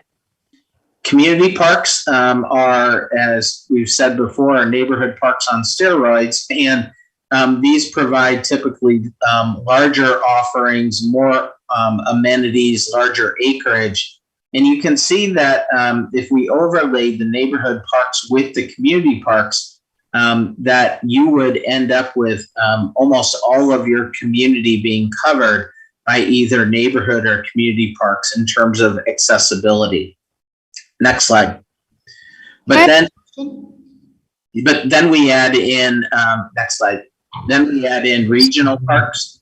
We have a question for you. Yes, thank you, sorry. No, that's okay. My question is about accessibility. Is this within walking distance for the neighborhood parks? Is this within driving distance for the regional parks? No, this is simply about meeting that recommended level of standard. So basically what we do is we take the center of that park and we extend in uniform radius around that park, outside of that park, until we reach that recommended level of service of 2.4 acres per 1,000 folks. We did provide in the master plan, I believe, a secondary level of service that I think we showed to you previously that spoke to the proximity standards that get to the distance or the travel time, whether it be walking, biking, or by car, the travel time associated with getting to each one of these parks. Your GIS department has already started to work on those maps to give you an understanding of where those gaps are based on those proximity standards. We have chosen to be consistent with the last master plan to talk to you all regarding level of service based on population. Where the proximity standards come into play is when you start to enhance your trail system, where you have opportunities to create better connections through biking and walking to your parks. Okay, thank you. You're welcome. And so the regional park, you can see that the large, sports complex, we originally had this and then changed this based on our conversations with you last time. We had this in kind of a special use park, but upon further consideration, given all of the neighborhood and community park elements that are associated with the future regional sports complex, that we would move this into the regional park category. Originally, we were thinking it would be a special use park because it would be primarily a sports complex. But since you're adding playgrounds and you're adding picnic shelters and you're adding pickleball courts, these are certainly elements that will serve well in terms of meeting need, in particular in the area of your community as growing the most, which of course is West Provo. All of your other regional parks are very much tied to the mountain range, and you can see that very simply based on the dots as well as the shaded areas.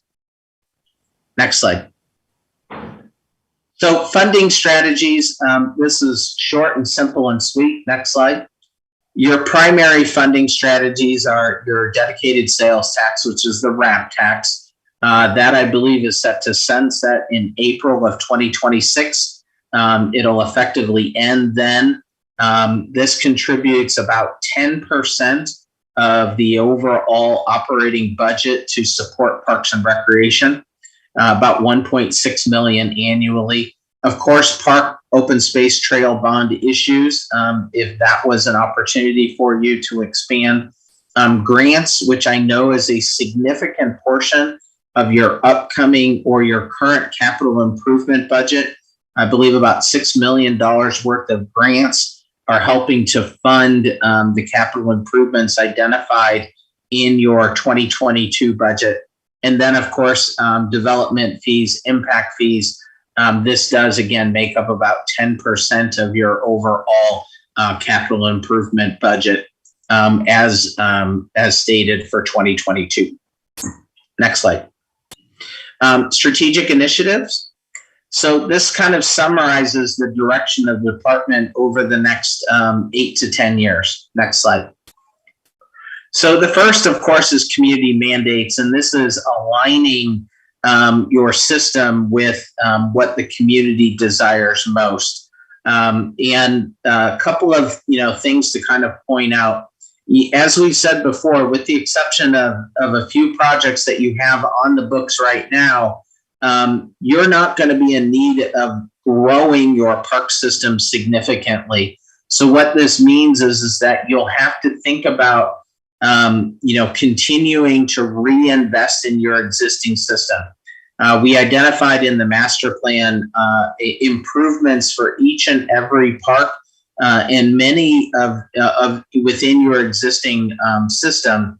And many of these are tied to just simple life cycle replacement. The key here is to recognize that life cycle replacement in a park system never stops.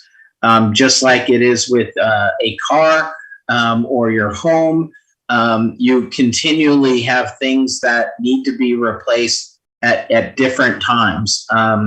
Playgrounds are intended to last 15 years, but say picnic tables might only last 10, or picnic shelters might last 25. So you continually have a need to life cycle replace your amenities within your existing park system. Some years you'll have a heavier need for life cycle replacement. Other years it'll be a little bit lower, but it'll be important to continue to prioritize this as you go forward. You also have obviously innovative projects such as the regional sports complex, which I believe is slated to open in about 2024. And then tying back to the community's desires for water river access, potentially tapping into the Provo River as a recreational resource, and then the continued development of Slate Canyon as an outdoor recreation experience, and expanding upon that, which again ties to community need. Next slide. Mike, before you go on, this is Bill Fillmore. I want to take you back to your last slide. Can you share with us any ideas that are percolating at Parks and Rec with your assistance regarding exploiting Provo River as a recreational resource? Yeah, so there are opportunities to create kind of a whitewater river facility. This would obviously be somewhat man-made. You could do something that would provide kayak and canoe access to it. One of the things that in the eastern part of the country, they refer to waterways as glueways, meaning that people use rivers and streams as a way to get from point A to point B, similarly to people using trails, land-based trails and walking and biking. So there are a number of opportunities that you can tap into from a river perspective that just enhance your the outdoor experiences that are already provided to you. And this is a significant resource that runs right down the middle of your community that is currently, from a recreational perspective, kind of untapped right now. Yeah, absolutely. What are you also considering ideas to beautify the riverbanks and enhance the trails, which are significantly underutilized? Yeah, obviously, I think if you were, how do I say this? I would almost look at it through the lens of doing a site-specific master plan for the Provo River. And what that means is that would identify opportunities that create almost recreational nodes. We refer to them as trailheads when we talk about, land-based trails. But a river can be looked at the same way. And what that in turn would do is create opportunities for you to beautify your bank areas in areas that need to be beautified, but also to look at it from an environmental perspective to ensure that, you know what, you're not doing something that is against what nature wants you to do when it comes to water. And so kind of looking at that from a site-specific perspective would be great.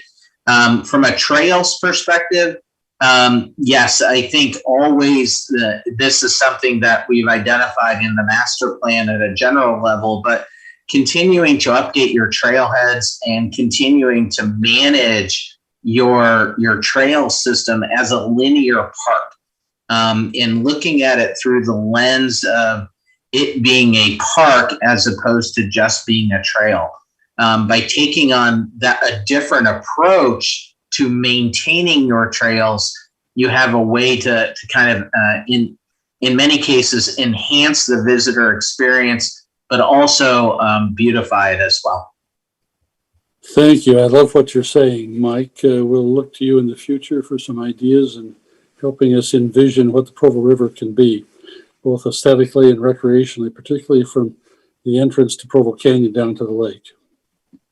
Okay, thank you. Appreciate that. Thank you, sir. Next slide. So level of service, again, this is not just about the level of service that we talked about, but it's also about how the department is managed.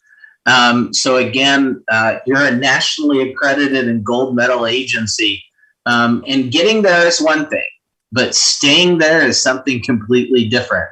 And I know Scott and leadership within the department have already identified within their strategic plan to not just achieve accreditation and gold medal status, but to achieve it again.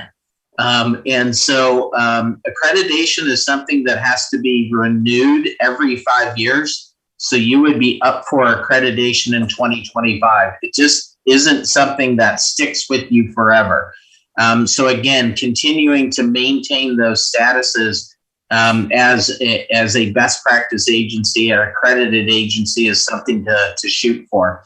Obviously, continuing to seek opportunities to close equity gaps, not just in terms of population base, but proximity standards.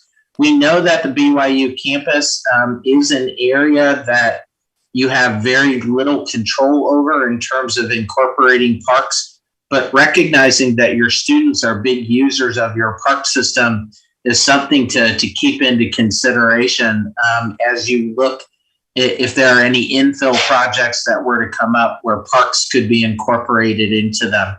Obviously, the regional sports complex is going to be a huge driver for you in providing not just athletic fields, but neighborhood and community park amenities in the growing area of Provo and West Provo.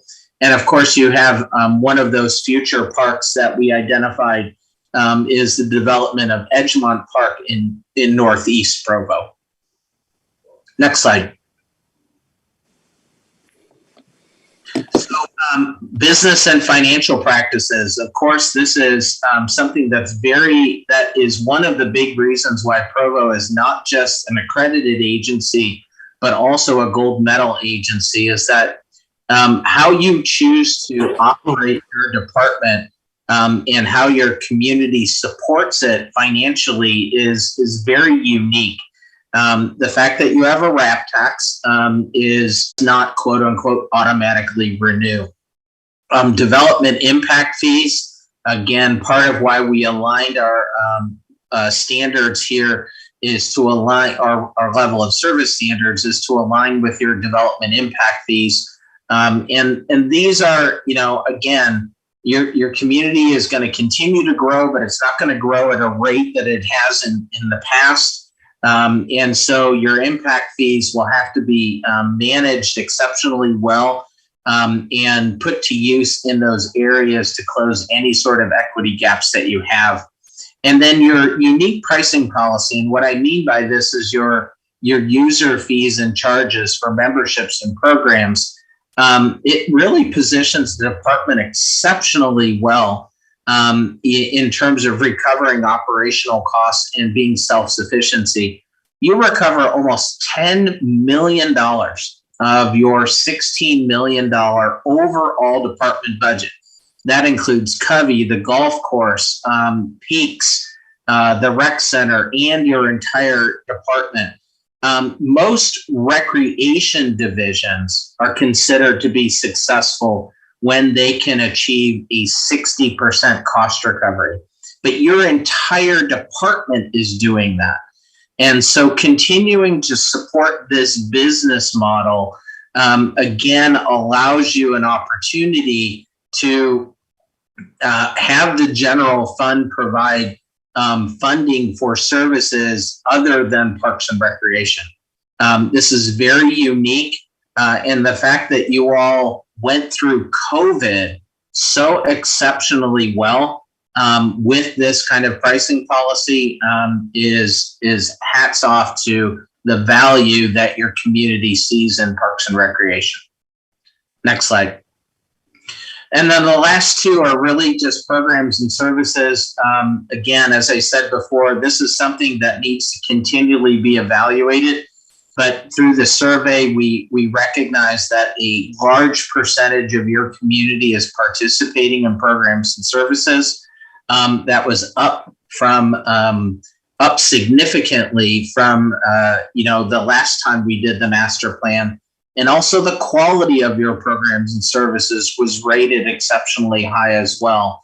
So this isn't just that the programs and services that you are providing are of high quality, but it means that you're providing the right program and service mix. If folks weren't participating at such a high level, then you might be missing the mark. But again, this is just continuing to evolve your program plan in such a way that meets the community's needs. And then lastly, community outreach, partnerships, sponsorships. You all do a great job of doing it yourselves and doing it really, really well. But identifying opportunities for partnerships and sponsorships that can leverage program opportunities and rec and park facility development beyond just recreation impact fees is another opportunity that you have to continue to expand the experiences provided to Provo residents. And I think that's all I have. So next slide is really to take into consideration any questions, concerns, comments, suggestions that you may have. Mr. Hanley. Thank you so much. And thank you to Parks and Rec for your phenomenal work. I think it's a great plan and I really like what I see. And I'm not surprised that you guys want to win another gold medal already. That seems like in your DNA to be that ambitious, and I think you can do it. It's just maybe more of a comment than it is a question, but I would encourage, it does seem like with so much good infrastructure already in place and city parks, and the question of maintaining those at high quality obviously requires a lot of attention. But one area of expansion that you mentioned seems to sort of border beyond city boundaries. For example, in the trail plan that we've talked about, the possibility of coordinating with the Forest Service to have, first-rate trails up in Pole Canyon, or maybe there are areas down by the delta, the new delta of the river that border county lands, where we would need to be partnering with different agencies outside of the city to make sure that we are providing the best service possible. And I think that's also true up in South Fork Canyon as well. Anyway, I'm excited to see that that's spelled out a little bit, and want to voice my support for moving in that direction, because I think those are some of the areas where it feels like to me the thirst for recreation in our community goes beyond the parks that we provide, which do provide really valuable services. But I think there's still many opportunities to improve and expand opportunities in the foothills and in the canyons and in the river and the lake. Anyway, so I don't know if that's what you were alluding to when you were talking about working with different agencies and entities, but that seems like a really important opportunity for us. That one is certainly spot on. Thank you. Any other questions or comments? Thank you very much. Thank you. All right. It's time for our break. So let's be back here at least by 2:30. If you would, please. Thank you.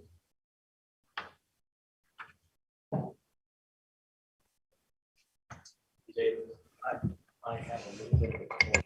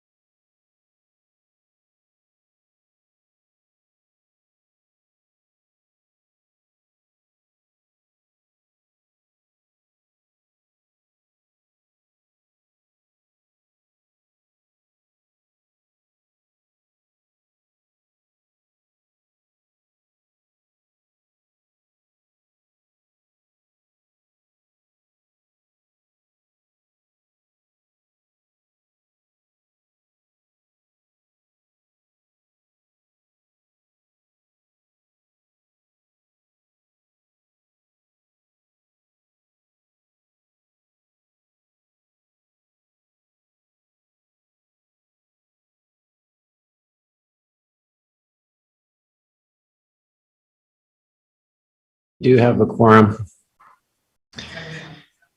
Welcome back.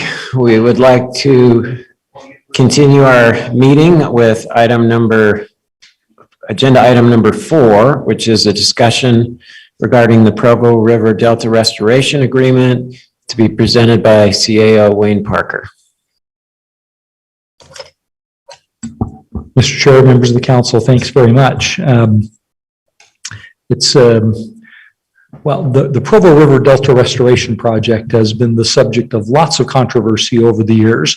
There were a lot of efforts originally to try to derail it or change it or make it work better for the community. But a number of years ago, we decided there was nothing we were going to do about whether or not we had a Delta Restoration Project. What we were going to do is make the best of what we had to work with.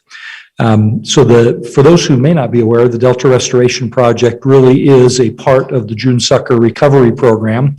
And it has been required for a variety of reasons. One, because it's a really good thing to do. But beyond that, it is required to continue federal funding for water development projects that affect all of central and, all of Utah, predominantly in the central part of the state. Our principal concern, while others have had concerns about the flow of the river and the challenges of diverting it out of its mid-historical channel, because the historical channel that we see in the river is not where the river originally went. But our principal concern really has been about trying to protect the airport and the operations of the airport. The significant fear we've had along the way has been that the construction of the Delta, in order to protect the spawning and success of recovering the June Sucker, could inadvertently result in waterfowl habitat that could create significant risk for bird strike at the airport. And so we worked diligently with the federal agencies, their consultants, and others to ensure that the design and construction of the Delta would not lend itself to the creation of significant habitat for large waterfowl. And again, we're not worried about starlings and those kinds of things. We're really worried about Canadian geese and some other things which could wreak substantial havoc to a jet engine coming in or out of the airport. And so as we began that process, we felt pretty comfortable with the design of the Delta. What we were concerned about was long-term maintenance. If, for example, some of the slopes in the areas around the water channels that are part of the Delta, if those were to not be well maintained and either begin to slough off into the water channels, or if there was to be significant overgrowth, we could change the nature of the habitat. And while it could in fact injure the future of the June Sucker, but it could also create this waterfowl habitat that we've been concerned about.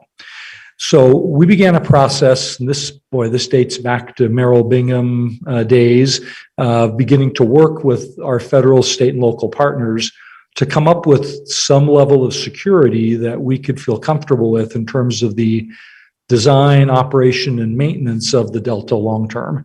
And as that process developed, we began working again with these actually a total of 10 agencies that we've been working with at all levels, from the Department of Interior and the Utah Reclamation Commission, which is a federal agency, the U.S. Department of Agriculture and Wildlife Services, state agencies, including DWQ, DWR, and then Central Utah Water Conservation Project and the CUP Completion Project, which are partner agencies, and then the city and the county, and I guess that probably is about the landscape, but trying to come up with agreements that would allow the state and federal partners to work effectively together in the development and the O&M of the Delta. And so the staff report we gave you last week indicates that we have, we believe, a total of 10 different agreements that will be executed among the various partners in the project.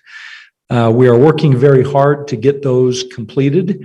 For the last about 2 years, we've been intensively negotiating in weekly meetings for, we're now probably approaching 100 of those meetings to try to get these agreements in place.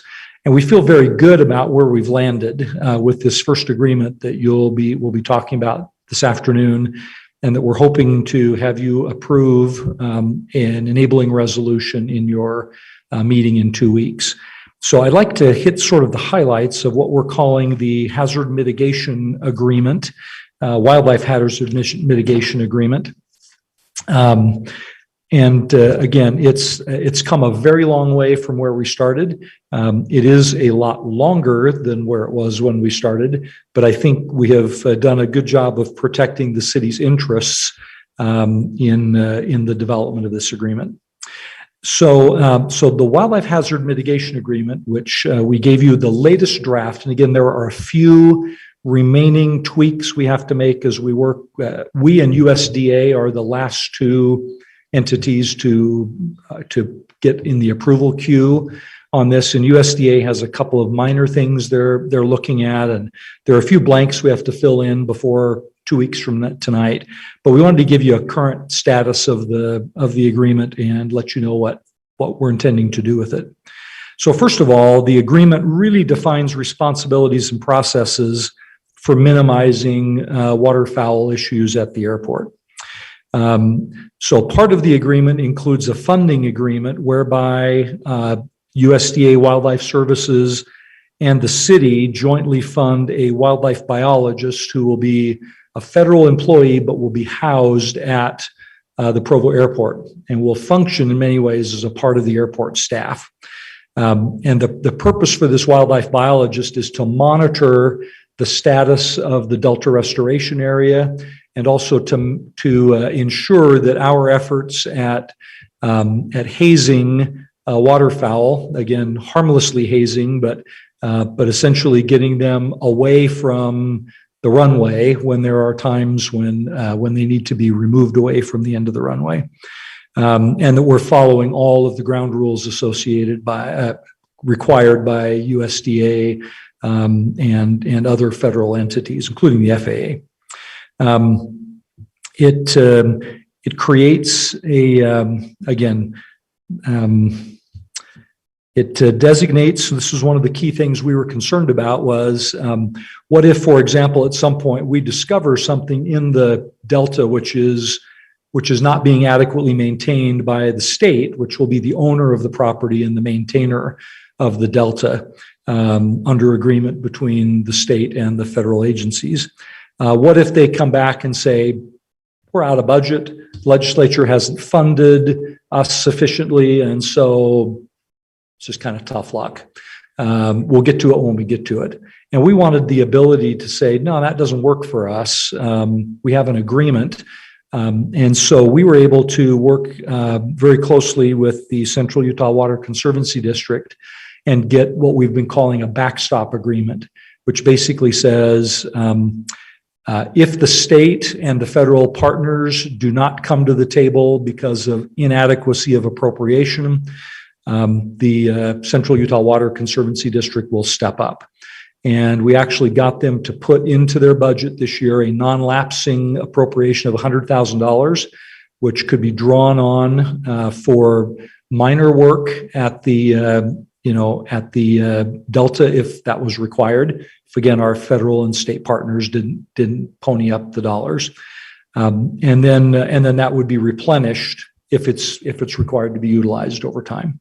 That was a significant concession on the part of Central Utah Water, which gave us a lot of confidence moving forward that the city wouldn't be left holding the bag on funding to get in and make resolution of some of these wildlife habitat concerns in the Delta.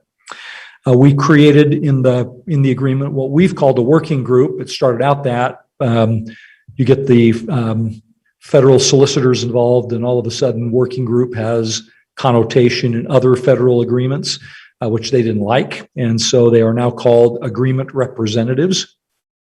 as a practical matter, it doesn't mean anything different, but essentially the working group is a small group of stakeholders that can work together on an ongoing basis. And so as the wildlife biologist identifies things that need to happen in the Delta restoration area, we can convene the working group and say, do we agree? Is this the right strategy? And once the working group buys into it, then the wildlife biologist or others can go in and make appropriate modifications in the Delta restoration area. We've also created a super group, which goes through a conflict resolution process, and it basically takes the working level up one group. So instead of the airport manager, it's the mayor. Instead of staffers at the State Division of Wildlife Resources, it's the Director of Natural Resources for the state. And so it's essentially a group which can come in and say, okay, let's take a look at the bigger picture, let's value our partnerships, and let's come up with a way to resolve a conflict which might exist within the working group. Again, it's a model we followed in a lot of other kinds of interlocal agreements we've had over time. And then we adopt by reference a wildlife hazard mitigation plan, which is in final stages of development. In fact, we have a 3-hour meeting set up for Thursday afternoon with all of the partners, where we'll go through the city suggested some substantial adjustments to that wildlife mitigation plan. And so we'll be going through all of those individually and trying to bring conclusion to the plan document. And then we adopt by reference all the necessary permits between the city and our state and federal partners to allow reciprocal access to areas where we have common interest. And we're working through the final language in those permits. Again, USDA and the state have their own permit forms. Ours are a little different. We're just trying to bring all of those into harmony. So again, it's been a very long, detailed process. It's been one that I've enjoyed working on. It certainly wasn't my first choice of activities to do, but it was really important to get done. And so I've been kind of leading the city team, and then we've been working predominantly with the Reclamation Mitigation Commission. Some of you who've been involved in state issues for a while will recognize Brad Barber's name. Used to be the state planning coordinator. Actually, we were in the governor's office at the same time years ago. And Brad's been a really important part of working with us to try to get these agreements underway. So several of these agreements will come back to City Council because they have financial or legal implications. A lot of them are things like these access easements and agreements that are collaborative in nature, and because they don't involve a property ownership transaction, those will just be executed by the mayor. But I think at least half of these agreements will at some point find their way to the City Council for final approval. So this is the first one. It establishes the large framework around a number of the other agreements, and so that will be in your hands in 2 weeks. And again, happy to respond to questions. It's a 50-page document that you have before you. Again, be happy to try to work on those. We did bring outside counsel in who have some expertise in developing these kinds of interlocal agreements with federal agencies. And so we've been very well represented by both our own legal team as well as outside counsel. So with that, I'm happy to answer questions that you have if I can, and we'll be anxious to move this on to an action agenda in 2 weeks. So questions for me? Mr. Fillmore. You're on mute. Wayne, thank you for such a thorough explanation, and know that we really appreciate all your hard work here. In the process of trying to anticipate this problem of bird strikes, has there been any effort to try to quantify the risk and hence quantify the level of mitigation? I mean, I have to think that we still, no matter what you do, just like about any airport, there's still going to be some risk of bird strikes. Yes. Yeah. So we manage those today. I mean, there are waterfowl issues because the airport sits on the edge of Utah Lake and near the mouth of the river. We manage those today. And in addition to that, other wildlife issues like deer and other things that occur at the airport and could create hazards for aircraft. And so we have gone through a study, the data is included in the hazard mitigation plan that we're trying to finalize today. And basically what our agreement says is that the wildlife biologist will be involved in managing risks at the Delta. We're already managing risks at other locations around the airport. And even if we're perfect in managing the Delta, we're still going to have bird strike potential at the airport. And so we use hazing strategies. Generally, they're loud noises to haze the birds and get them to essentially leave their habitat for some short period of time while airplanes come and go. And we manage that all day long, every day. So this is really trying to get at the incremental change, which would result. And again, we don't think there will be a lot of incremental change unless the Delta isn't well managed over time. And then we see substantial increased risk. So hope that answers your question, Councilor. Yeah, it's very helpful. Does the hazing happen manually? That is, some employee is charged with hazing all day long, or is that Yes. computerized? Yeah, no, it is. And again, it's flexible. Again, we're not super worried about aircraft interaction with birds. For smaller aircraft, I mean, there's risk of damage, but they're also a whole lot more maneuverable. But the biggest issue is a Canadian goose getting sucked into a jet engine. That's problematic, or hitting one head on. And we've got some really great pictures of aircraft that have clearly encountered a very large bird, on their way up or on their way down. And so we want to try to avoid as much of that as possible, primarily for the corporate aircraft and the commercial aircraft. It really hasn't been much of an issue with training aircraft and private general aviation aircraft. So am I correct in assuming that the Salt Lake International Airport has similar problems due to the Great Salt Lake? Yep. And that you have probably borrowed amply from their efforts in the past? Yes. Yeah. And again, they have a similar arrangement with the State Department of Natural Resources on some wetlands that are managed by DNR, or I guess Division of Wildlife Resources at the Salt Lake Airport. And this joint funding agreement is modeled after one at Salt Lake International. Okay. Thank you very much. Mr. Hanley. Thank you, Wayne. I think it's implied in everything you said, but do you feel like there's any sort of fundamental philosophical difference in this brokered agreement? I mean, I guess, are you worried at all? It sounds like you're kind of on the same page, so to Yeah, speak. I think Obviously, we the are. wildlife biologist is interested in protecting the wildlife. Yes. And the airport's interested in protecting the airplanes. Right. But it seems to me that that's manageable as long as everyone is agreeing to that process. But I'm just wondering if there's any sort of red flags, like there's any sort of major difference of opinion that could create conflict. The fundamental philosophies have on both sides have had to find their way to the middle in this. And so occasionally we get a little bit alarmed when we sit in a meeting and our airport staff may say, well, it's really important for us to protect human life. And, human life in an airplane is really important to protect, because if we don't, there's really no other solution to that problem. And we'll occasionally get someone in one of those meetings that says, well, why don't we just move the airport? Well, we're not moving the airport. And so occasionally we will have a little bit of a philosophical difference, but again, the good part of this is over time, as we've developed, I think, a pretty good relationship of trust with our federal and state partners that I think we have largely gotten on the same page. We've had to give a little bit, and so have they.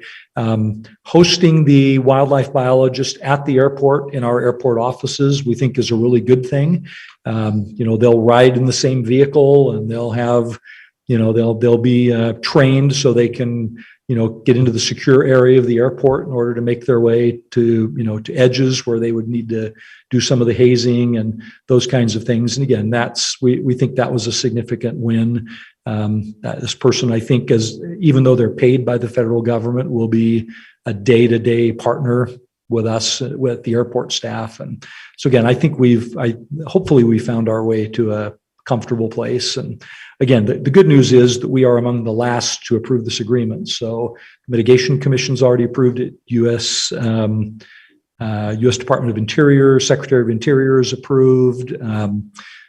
Central Utah Water Conservancy District Board has approved the agreement. So all of the partners that we were really, in the state, all the partners that we were really concerned about have already bought into the language of the agreement. So we feel pretty comfortable. All right, we'll look forward to voting on that resolution We next time. planning on you in 2 weeks. Thanks very much. Thank you very much. Just a reminder, we're about 27 minutes behind schedule now, so let's all work together here to try to get through the rest of these items. The next item is agenda number 5. Item number 5, a discussion regarding the public input process for the consideration of a potential UVX station on 900 East. To be presented by Dixon Holmes, Assistant CAO. Council Chair and council members, thank you for the opportunity. We'll go ahead and keep this short. Again, just really quickly, what we're not asking for tonight or this afternoon is a decision other than to give us some kind of direction if we should continue to move forward. And I'll just leave that and then make the presentation. And so about a year ago, city staff, the mayor's office, maybe the council office started receiving emails. I personally received 170 emails from interested residents about a station, a UVX station on 900 East. Currently, there is not a station on 9th East. There's one on 7th, 8th North, just south of campus, and then there's one on the parkway near the MTC. And without rehashing everything, because I know the wounds are still fresh for some of you, but there was quite a bit of opposition to a station on 900 East. And so at the time, it was not installed with no commitment or agreement that would ever happen. But now there has been a request from many of our residents and riders to start a process or at least explore the options of having a station on 9th East. So in your staff report and for the public benefit, the city did hold 2 open houses, one at the Wasatch Elementary and one at the Provo City Parks and Recreation Community Center. In the evening, we put this out on social media. We used the email list that we had generated or that we had received from those interested persons, inviting them to come to an informational meeting, of which Provo City staff, engineering department, the mayor's office, UTA, Utah Transit Authority, and Mountain Land Association of Government, who is also a regional planning organization for transportation and other services. We're all there to answer questions and to provide the public the opportunity to ask questions, to learn more about what this might look like if it were to move forward. Again, as we've said, that this is really just exploratory, and there's a lot of effort that would need to happen if such a station were to be placed on 900 East. Obviously, Provo City would have to actually want to do this. BYU would likely need to cooperate. If a station were placed on 9th East, it would probably likely be on the side of the right of way, which would mean private property, some of which or most of which BYU currently owns that land, so they would have to participate. They are aware of this request, and they are, or at least they're aware of this effort, or at least this opportunity to explore. They've made no commitment for or against, but they're aware of it and just kind of monitoring the situation. UTA obviously would be very much in favor of this, based on the models that they have run. This would likely be the #1 station on the UVX line between the Provo Frontrunner and the Orem Frontrunner station. The ridership itself would only increase about by 16%, so it's not going to suddenly double the ridership on the UVX line, but they would see an overall increase. It would likely take away a little bit from the north and south stations, north of the 19th station and south of the 19th station, if that were to happen. But the overall ridership would increase based on the models that they have run. People have questioned the models, but the models have pretty much hit all their targets as it was predicted when the UVX line started running in August of 2018. Still quite a bit of work to be done. If this were to go forward, not the least of which would be to identify a funding source for such a station. Right now, the ballpark estimate for such a station is anywhere between $3 and $5 million to create a station on 9th East if that were to happen. And where the decision point would be for the city would be twofold. If the current agreement would need to be modified or a new agreement would need to be modified to allow for the UVX to operate at that particular location as far as a stop, the requirement would be for the municipal council to authorize the mayor to sign that agreement. The other would be if funding were needed from the city in the form of a match or participation, then the council would need to allocate some funding, and that would take an appropriation, which is also a council action. Those are really the deciding points. And so today it's just, and you have in your staff report some of the comments that were made or public questions or interest level that was provided by at the two open houses. Also concurrent with the two open houses was Open City Hall, and recognizing that this is not a, what's the term we use? It is not as a statistically significant survey, but certainly it is a point of reference of which the public can then weigh in based on that on that gathering system is probably a 5-to-1 or an 8-to-1 in favor. And at the public open house is about a 5-to-1 in favor. So certainly there were some people that came out and said, "Hey, we're not real happy about this. Why are we talking about this again?" But there was quite an overwhelming number of people who showed up and said, "We think it's time to explore this and have further conversation." So just wanted, again, representing the administration today, letting you know that the process is rolling out. But we're also at a point now to know if the administration should spend more time on this pursuing it, or if you as a council want to decide, we've had enough, we're done, or yes, this is a good direction, please. We are really looking for some of your direction now at this point. So that's the presentation that I have, unless you have additional questions. I do believe that Mary Delamar Schaefer, who is the Utah Valley Transit Authority representative, I believe she is on the Zoom call. If you have any questions for her or myself or Mr. Parker, we'd be happy to answer any questions you might have. Mr. Hanley.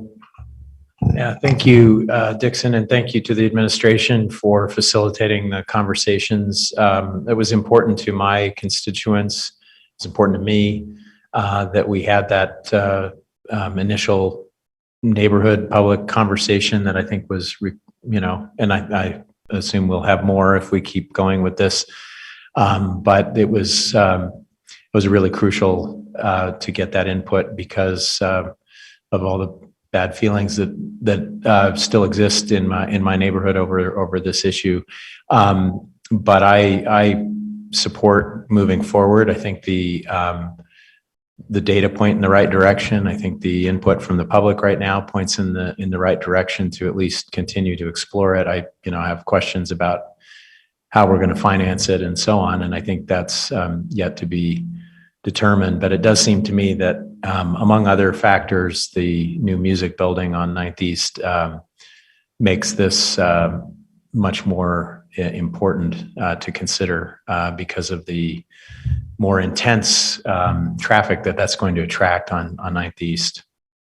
I had a question, and I don't know if Mary can answer this or Wayne, and it just seems to be a sort of a he said, she said kind of issue that I wasn't privy to the conversations, but some neighbors of mine felt that the way they remembered it was that UTA did not want the stop on 9th East, that they had made the determination that it was not the right location. And so that is part of the confusion that they're experiencing right now, is why is it suddenly now more desirable? And yet I've also heard that it was the neighborhood itself that opposed it on 9th East, and that's why UTA went with their second choice. So that's a discrepancy in the narrative that I can't account for, and I would love some help. So I can't see other than what you can see. I don't know, is Mary, are you on the line? I am. Can you hear me? Go ahead, thank you. You bet. Council member, I'm happy to address that I joined UTA 5 years ago, so I can only speak to the last 5 years. But certainly from an operational perspective, we always have wanted that station. Clearly being in the heart of campus is important for a system like this. We do have a very successful system. I'm very proud of it, as I know you all are. And we don't want to step out and have a station that the city doesn't support. And that's been our consistent stance. So the reason UTA went with the north and south stations at BYU was to be supportive of the city and the community. And I think that was the right decision at the time. Thank you. Thank you, Mary. Appreciate that. I appreciate your willingness to be part of this conversation now, and for your support of our open houses. Yeah, so I mean, as far as I'm concerned, I feel obviously I want to be sensitive to the concerns of people who oppose this. I want to keep listening to them. I hope they'll keep listening to the discussion moving forward. But it does seem to me, in my experience in the neighborhood, that at least on behalf of the neighborhood, I think there's been a significant shift in feeling about UVX. I mean, at the time, it was more divided, I think, than people thought it was going to be. By divided, I mean very close to 50-50 rather than 60-40 or 70-30. And but I sense that there has been a growing level of comfort with UVX and its use, although the absence of a stop right there has made it more challenging for people like myself, actually, to use it more frequently because of the inconvenience of having to go to one or the other to stop. So I think this is the right direction for us to go in to continue to explore, and I'm supportive. Council member, if I can add something, you asked about finances. Yes, please. So Mountain Association of Governments currently has every 2 years, they ask for proposals for funding. And by December 1st, we have to make a decision about whether we will request funding for this station. But the process takes a number of months. And from UTA's perspective, we would like to submit a proposal that just simply says, if Provo is supportive, if Provo wants this project to go forward, then we would request funding for these stations. So if Provo were to say, no, now's not the time, we don't want to do this, we would withdraw the application. And I just want to be really clear with everybody so that they know that. It's a number of months before any decision gets made by the Regional Planning Committee, but we do have to submit this week. Councilor Ellsworth. Yeah, I am also interested in the funding mechanism. I personally am supportive of expanding the network and creating this new stop, but remind me, when Provo City submitted, I can't remember, it was probably like a wish list to the state for state funds this year with all the federal money. I think it's specific to ARPA. Was this on the list?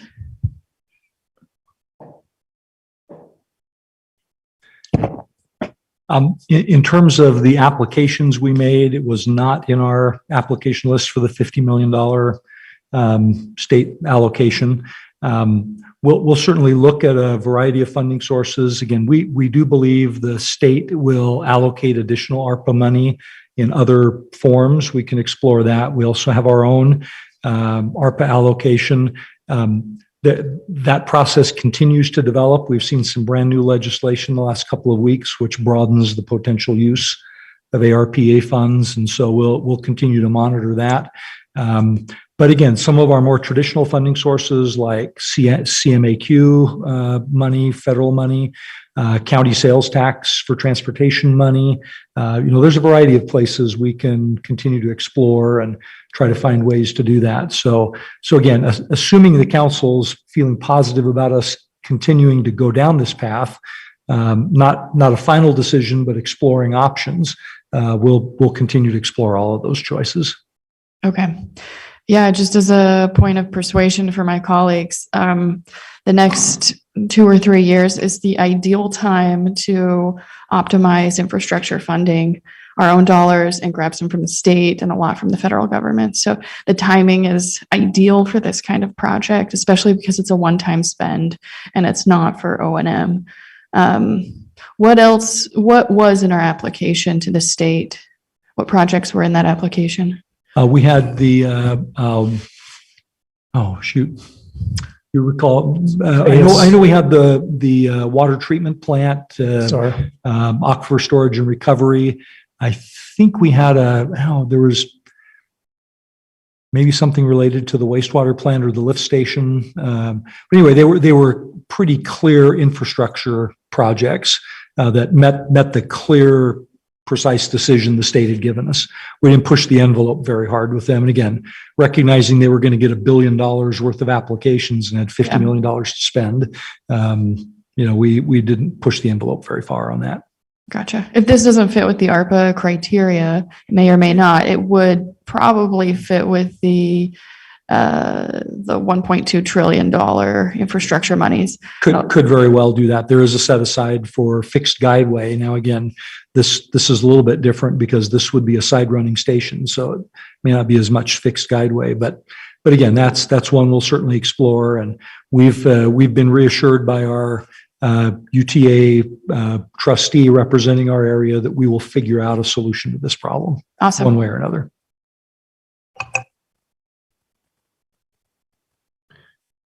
Are there any other questions or comments? Mr. Chair, if I could just make one Yes, please. observation. One of the things that we will need to do, we and UTA together will need to do shortly, is to begin the environmental review process. Again, when we started the environmental review on the original project, the station was on 9th East.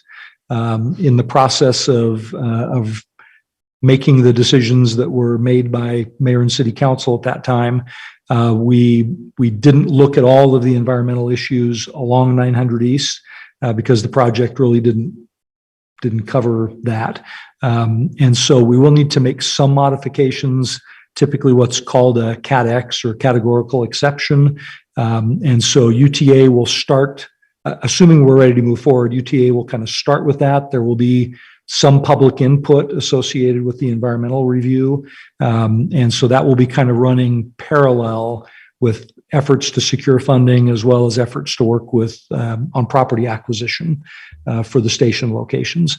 One other thing I will just mention is we heard from a number of residents who came to our meetings about concerns about the station location as it interacted with Wasatch Elementary.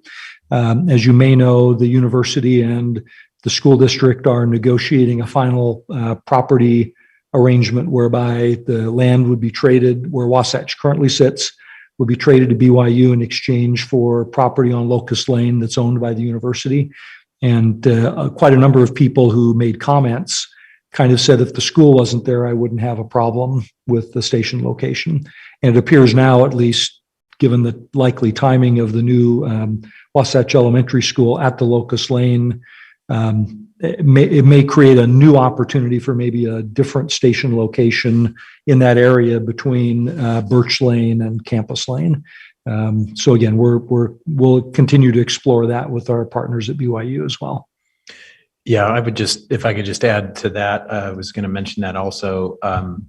It seems like the timing of both is a little vague, obviously, at this point. If this were to go forward and the school is going to get moved, which comes first? And is the stop going to be, would it be in a different location if we know for sure that the school's not going to be there, and therefore should we wait until the school actually moves? I think there are a number of people who, feel that if they know for sure that that's not going to go backwards, that sale is going to go forward, and they even have a sense of which summer that's going to happen when the kids are actually transferred up there and when the stop would come in, that would be nice if we could coordinate that effectively. We're continuing to have those discussions with the school district. Okay. I had a meeting yesterday with the superintendent, so. Well, and in light of what Mary De La Mere Schaefer said about that funding, I'm especially eager to just say, please go ahead and explore those options, because I think that puts us in a much better position to make this decision if we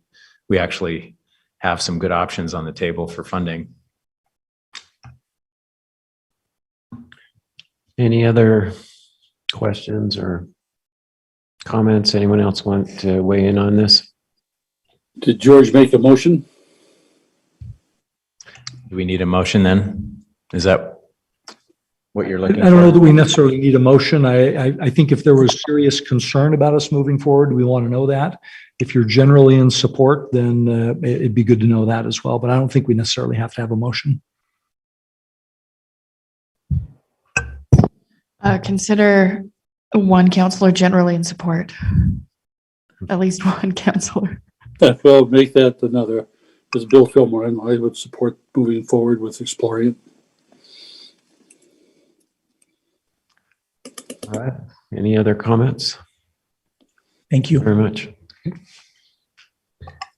move on to item number 6, which is an ordinance amending Provo City Code to comply with current state law regarding fireworks, sale, distribution, and discharge of Class C consumer fireworks. And this is to be presented by Chief Jim Miguel and Fire Marshal Lynn Schofield. Good afternoon. Thank you for allowing us to come speak to you. This also, we hope, will appear as an action item in your meeting in 2 weeks.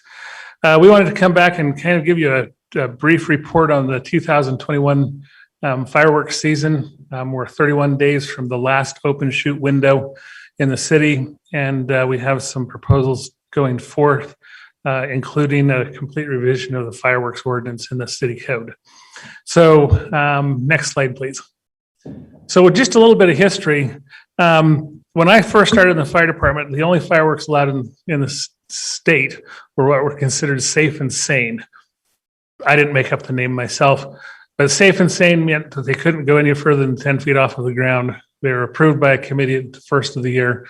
And then in 2011, the legislature decided that 1.5 gram aerial cakes were probably a good idea. And so they brought in these new aerial cakes, which completely changed the dynamics of fireworks. Even in the safe and sane years, we had restricted areas in the city of Provo where you could not use your consumer fireworks because of the risks to our wildland urban interface. Chief, what is an aerial cake?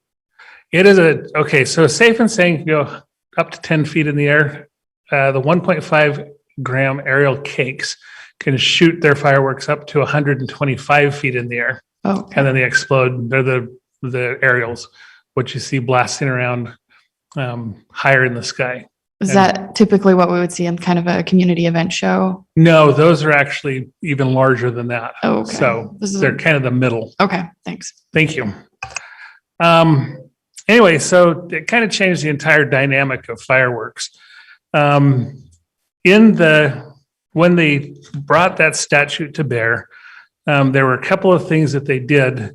We were pretty heavily involved, Chief Camp at the time and myself, in the legislative process or dealing with the legislatures. And one of the things that they did was they wrote into the statute that municipalities, townships, and counties could not enact a more restrictive ordinance. And they did that on purpose. That was their stated intent. And so they kind of gave us this new firework, more dangerous, presumably. It has a larger reach. And they said, here you go. You can't really do anything about it. And so we started to kind of come up with an approach. Next slide, please. And actually, you could probably just go one more through. Keep going. So we kind of came up with this approach. This is kind of the foundation. And the approach was, all right, so what are we going to do? Well, the first thing we're going to do is we're going to draw a bigger line. We're going to make a larger discharge restricted area because fireworks reach further. So we're going to increase the size of our discharge restricted area, and then recognizing that because we are drawing a bigger area, more people would not be allowed to use fireworks at their homes. And so we went and spoke with Scott Henderson at the time, and we were granted access to 5 parks that we could allow our folks in the discharge restricted area to go down into the 5 designated parks and shoot their fireworks. Also, we started at that time, and this is 2011, 2012. We put our map out, and everybody who got a vending license to sell fireworks got a copy of our discharge restricted area so they could post it at their stand. And the administration, fire prevention, fire marshal, deputy fire marshals, chief, deputy chief, and our station crews started actively patrolling the discharge restricted area during the open shoot window. So if during the period of time you could shoot fireworks, we were never very far away in the discharge restricted area. So it was kind of preventative enforcement. And that was kind of our philosophy. So that kind of gets us going to the 2021 fireworks season. That's just a brief history to get you to this year. Next slide, please. So this year, driest year on record. And there were a lot of calls early on in the fireworks season to just outright ban fireworks. And so in discussions with Chief Miguel, we had to come up with what are we going to do here in Provo? What is our recommendation going to be to the administration? And so the first thing we did is we looked at our history. One of the things that we have to our benefit is we had a fireworks program that's now been established for 10 years, where we have seen the results of this active enforcement of a restricted area and our public education and social media campaign. We had one incident that really came and brought everything kind of into focus. In 2019, the National Weather Service issued a red flag warning, so a high fire danger warning for July 3rd of 2019, the second day of the open discharge window. And that's not a good thing.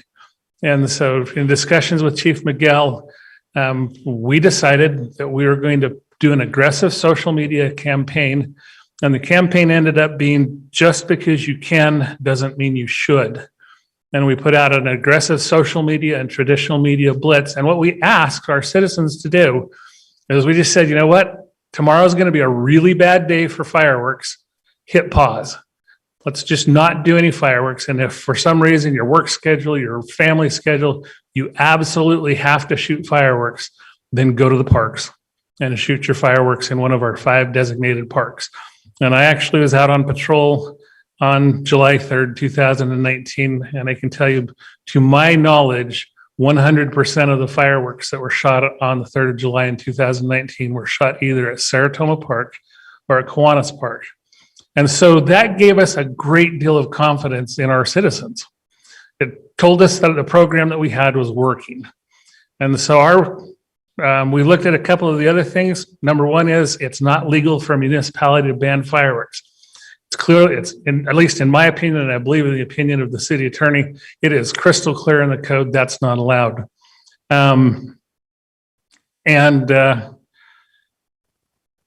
Even if we could ban the discharge of fireworks, there was no provision to ban the sales of fireworks. So we could ban fireworks in Provo, but they'd still be available for sale in the parking lot at Smith's and at Macy's and at Sam's Club. And never forget, we're only 120 miles from Evanston. May not be legal, but it is real. And so the last consideration we had is not all of the people who sell fireworks are the big firework companies or the big box stores. A lot of the tents and stands that pop up around Provo and other municipalities, those are mom and pop organizations. I know in Provo, one of our school teachers runs a fireworks stand every year. It's how they supplement their income. I know marching bands, wrestling clubs, football teams also sell fireworks to supplement their income or to pay for their activities. So it actually harms some of our citizens.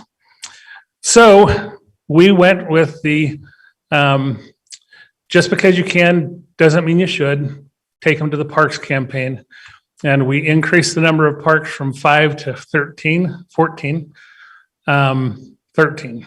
The number of parks to 13 parks, and did an aggressive social media campaign to get our citizens to consider going to the parks. As a result of that, next slide, please. We had a very successful fireworks year. In fact, it's almost unbelievable how successful our fireworks year. We had 5 total incidents. Of the 5 total incidents we had in 2021, that are attributable fireworks during the open fireworks window, 3 of those incidents happened in places where we wanted them to. And that is the receptacles for discharged fireworks that are placed in the parks. So there's steel barrels or a roll-off dumpster that we put there specifically for people to put their discharged fireworks in case they reignite. And in 3 cases in 2021, they did just exactly that. They reignited and there was 0 damage. 2 of the incidents happened were not where we wanted them to. One was in a church dumpster and another one was in a yard where an aerial firework came down a neighbor's yard and burned trees and fence. So overall, considering the conditions this year, it was a huge success. So what we would propose going forward, next slide, please, is to continue this campaign. We think that there's a really big benefit to pushing our citizens to using the 13 parks or encouraging the 13 parks. Next slide. So we would like to, and we have actually sat down with Doug Robbins in the Parks Department. We've talked with sanitation. We all got together and looked at what we've accomplished and where we think we can improve going forward. And these are the things that we think we can do. Add the additional parks for the open fireworks windows. Provide some additional resources, particularly things for disposal of the discharged fireworks. And then continue our enforcement of the discharge restricted area and continue our social media campaign. What we found, like I said, I'm out most nights during the open shoot window and I get out at every park and I go talk to people. It drives my wife nuts. She's my riding partner that night. And what we found, or what I found this year out speaking to our citizens in these parks, is there is a tremendous synergy as families gather together in Provost Park or Mazer Park or Saratoga, Kiwanis. You want a good show, go park outside Kiwanis Park. And you have all of these families getting together and using their consumer fireworks in great big open green spaces where it reduces our risk to our wildland urban interface and to our neighborhoods. And there's just tremendous synergy that occurs because of that. I'm a big fan of that. All right, so the resources. Next slide, please. We've recommended, and they have purchased 13 4 cubic yard dumpsters, and they're painted bright red so that people know that those are the ones that you throw the fireworks in, not the other ones, which increases our capacity. Now, we only are asking for the 13 parks because some of our other parks, quite frankly, are not suitable for the discharge of fireworks. They're surrounded by hillsides or riverbeds. They just don't work. And then the last thing, and this will be your action item, is Steve Schreiner sent me an email and said our ordinance is not up to date and we need to update it. And so we have an ordinance revision, which you should have got a copy of. I'm just going to give you the highlights of the ordinance revision. So what we're asking in the ordinance revision is this is going to bring us into line with Title 53, Section 7, Part 2 of the Public Safety Code, which is the Fire Prevention and Fireworks Act. And so this adopts Title 53, that section, which is a state statute on fireworks, and it adopts it by reference.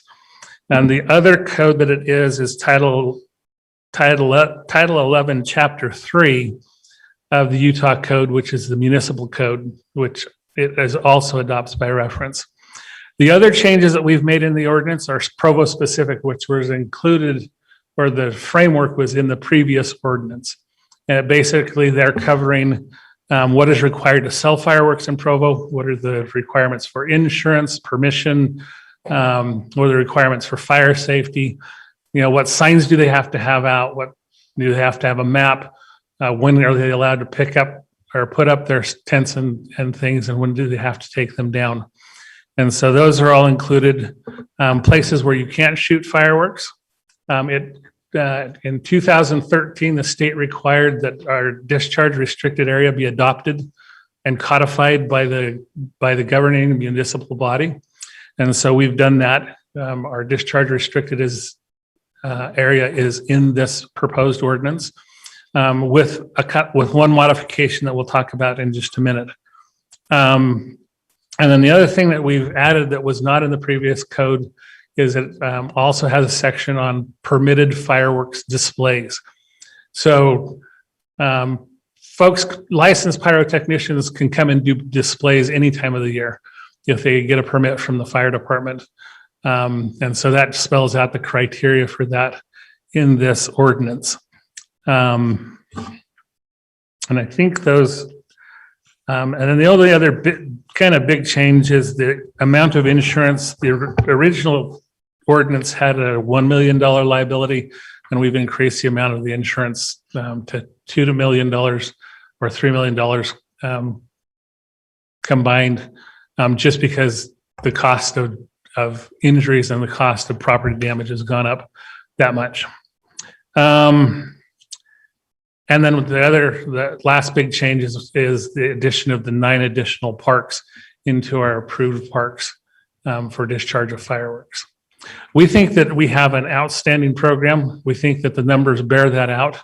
And we would respectfully submit this ordinance to you for your consideration. And I'm happy to answer any questions. I have a question. Does the state law require us to determine these parks for public use? No. We're just doing that. So the reason the parks are in the ordinance is because our city ordinance prohibits the use of fireworks in the city parks. Okay.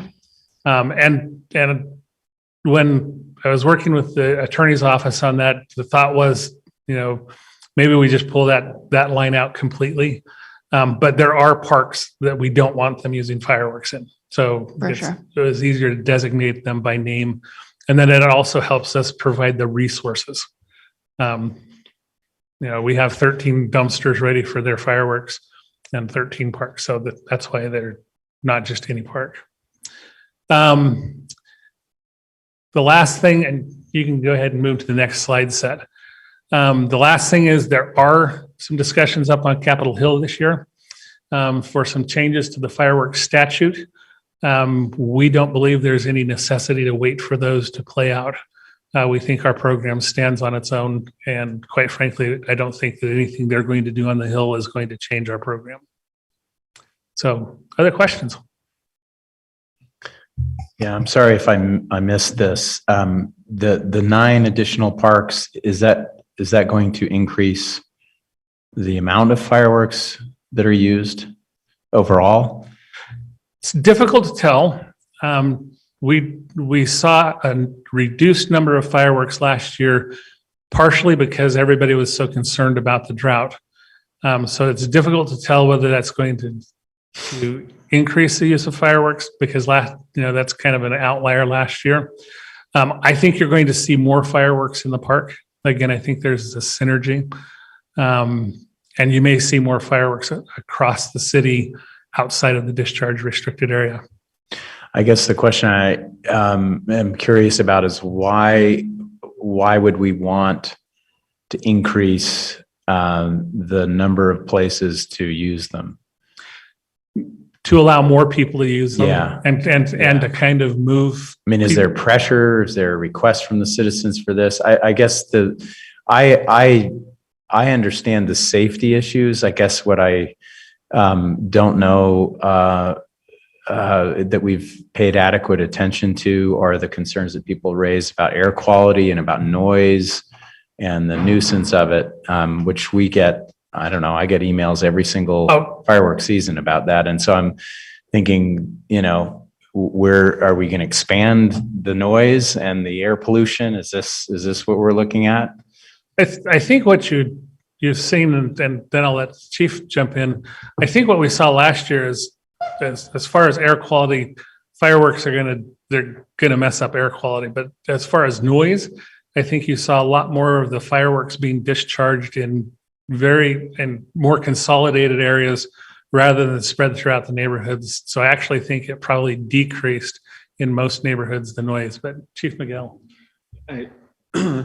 The goal here is to move fireworks out of neighborhoods where there is urban interface, where there are weeds and dry grass and trees, move them out of those areas and move them into an area that is irrigated and that is safer. I honestly don't believe this increases the number of fireworks that we see. I think that it moves the vast majority of our fireworks into places that are just safer. And as we walked through parks and talked to people last year, they were grateful for the opportunity to be somewhere where they didn't have to worry about it. They wanted to shoot their fireworks, but they don't like shooting their fireworks that close to their roof either.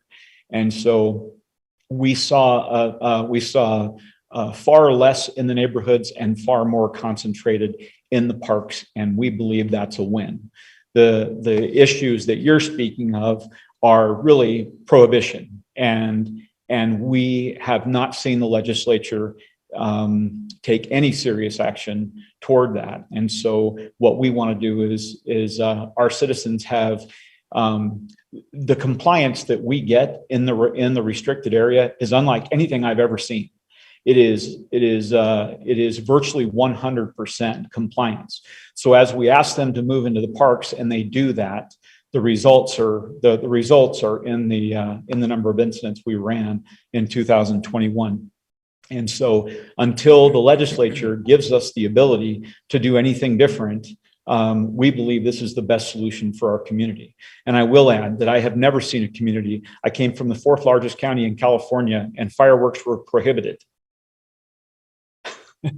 and I don't know where they all came from, but it is the single greatest demonstration of civil disobedience you'll ever see, is in a restricted fireworks area.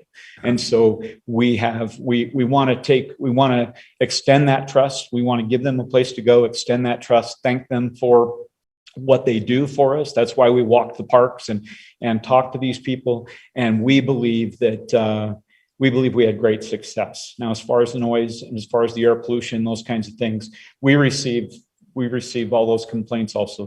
Most of them originate in the fire department. They call us. And so we recognize that will continue to be a problem.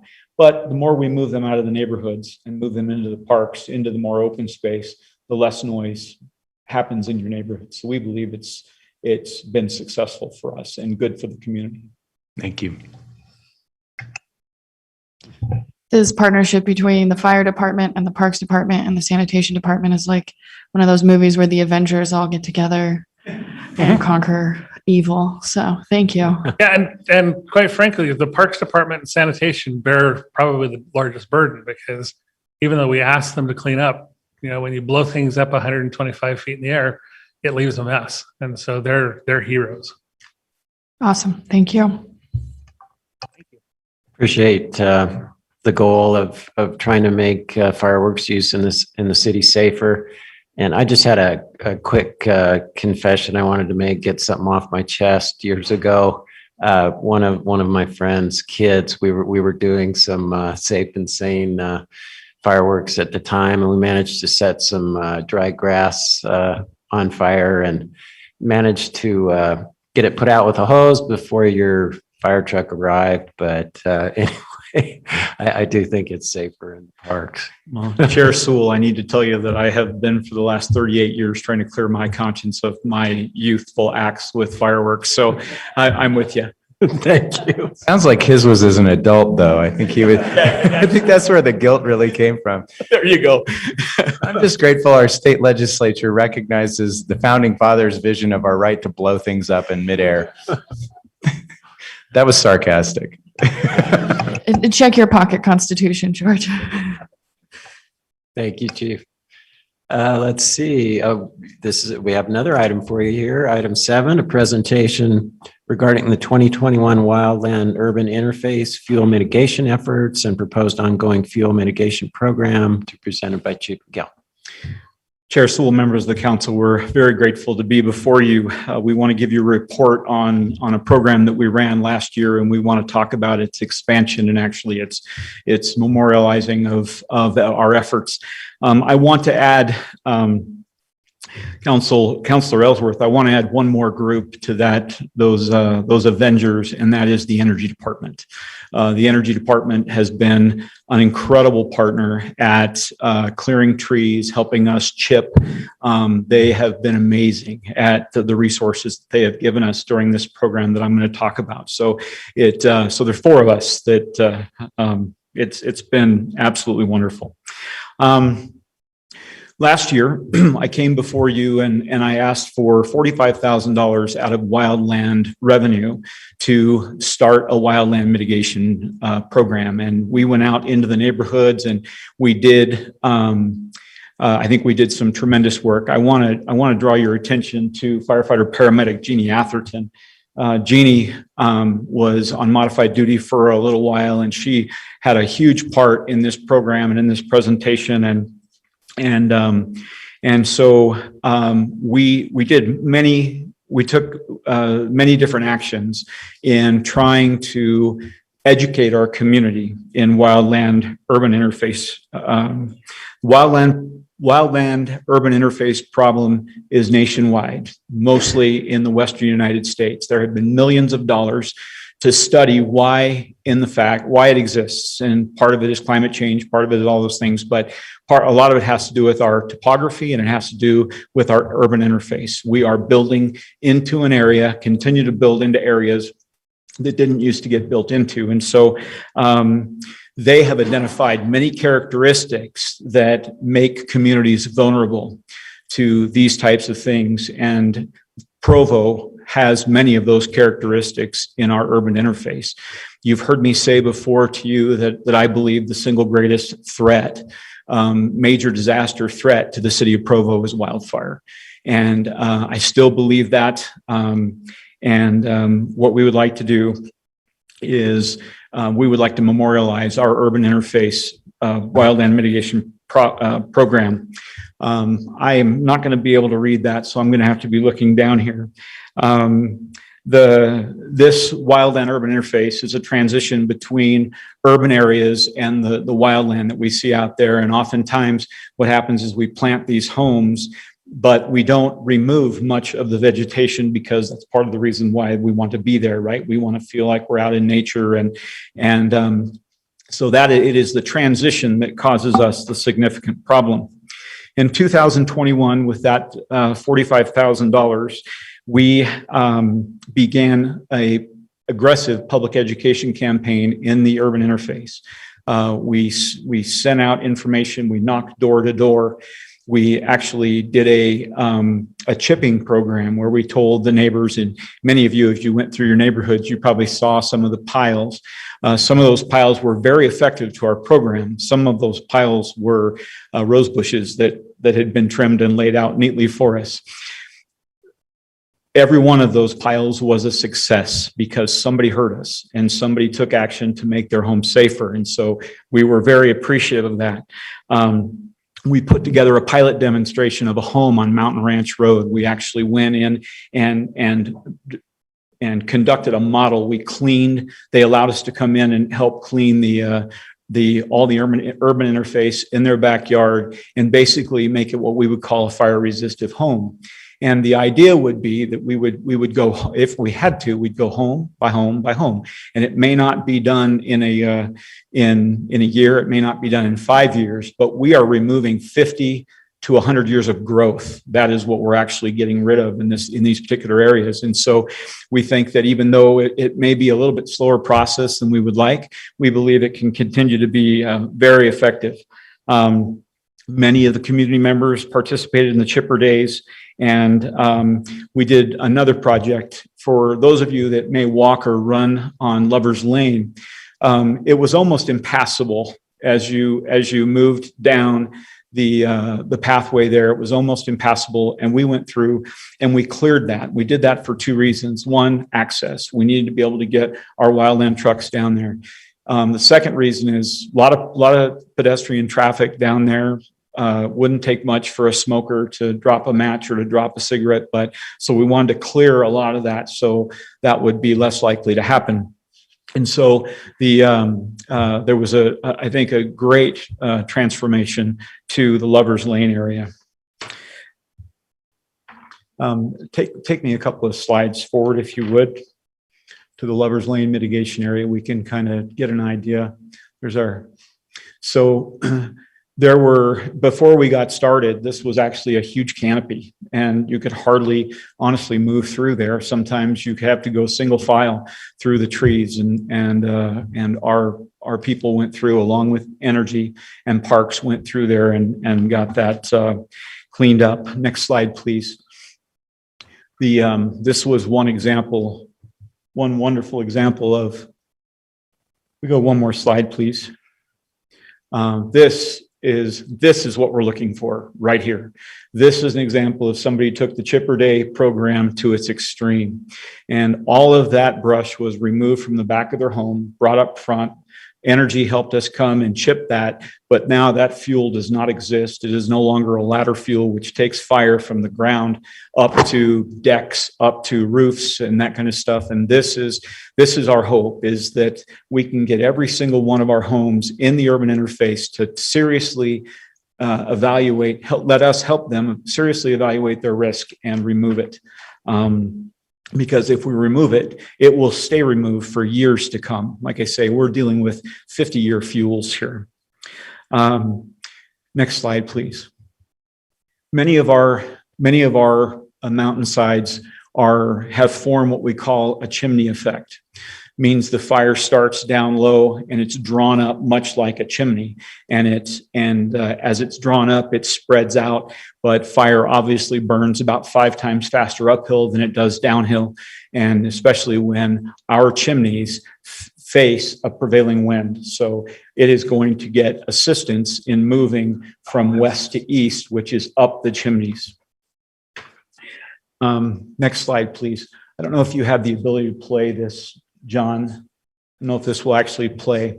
This was a fire that took place a while ago, but this has been a significant study fire. I want you to watch the time and the amount. So that is when they started filming. Fire actually started down behind the homes in the lower area. At 1:39, we have one home fully involved. We have a second home significantly involved. We have a fire moving what is to the west, moving pretty rapidly, threatening several other homes. We're 5 minutes into this fire. Now, on a very, very good day, at 5 minutes and 40 seconds, we're putting significant resources on this fire, but it's everything we have. Everything Provo owns as far as fire protection is going to be on this home. We're 6 minutes, 30 seconds from the inception of this fire. We have called everything in Utah County, and we're asking for help from Salt Lake County, and it takes time for them to get there. So this is a prime example of where ladder fuels took that fire from the brush down below, took it up the hill, underneath the decks, into the homes, and then off it went. These are the areas that we feel so passionate about removing those fuels and making these homes safer, and getting the residents, showing the residents things like this, and getting them to understand just how important it is. Mr. Sewell. Chief, I was just reminded that we have an outside guest with a time certain presentation. Okay. This is really important. We want to hear everything you have to say. I'm just wondering maybe if we might need to continue this, maybe put you at the first of the agenda next time so you can get through everything you need to. I really think I've kind of made my point here as far as the need. Let me tell you what we're asking for and what we'll be asking for in 2 weeks. Okay. Our wildland fire program, where we respond out of state and in the state, we have averaged about $350,000 worth of revenue over the last 4 years. You have allowed us to do station improvements with some of that money. You've allowed us to do some of this work. We have come to you to ask to invest a significant amount of that money back into our own program. We're asking for a full-time WUI specialist, somebody that can actually run this program around the year-round. that can do all of the legwork and be out in the neighborhoods and doing all of this. And then we're also asking for 4 part-time people. We have, I think, a better opportunity to hire these these young people, because we have an opportunity to give them fire experience. They're doing the same thing for us they're doing for parks, and that is they're clearing wildland area. But with us, we can give them a red card. And so they have this fire experience. So they come out of the academy, they come to work for us for the summer, and there's some significant advantage to their resume in order to have done that. So we're asking for a full-time individual. We're asking for 4 part-time individuals and some equipment. And the total of that will be just barely under $200,000 a year. I have worked with finance on this, and the money that we earn in a year, John Borgett is making the suggestion that we set that aside. We set that aside in a fund for this.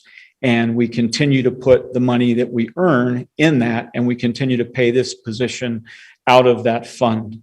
Now, there is a likelihood that we would not. There's a likelihood that we would that we may not have that kind of revenue.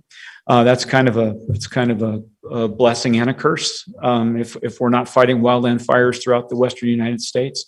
But we believe that we will have enough money in there to pay these costs and pay them forward and be able to come back to you and demonstrate the value of this program. Like I said, this program is 30 years overdue here, and we're hoping that we can get it started in a really meaningful way from Slate Canyon all the way to Provo Canyon.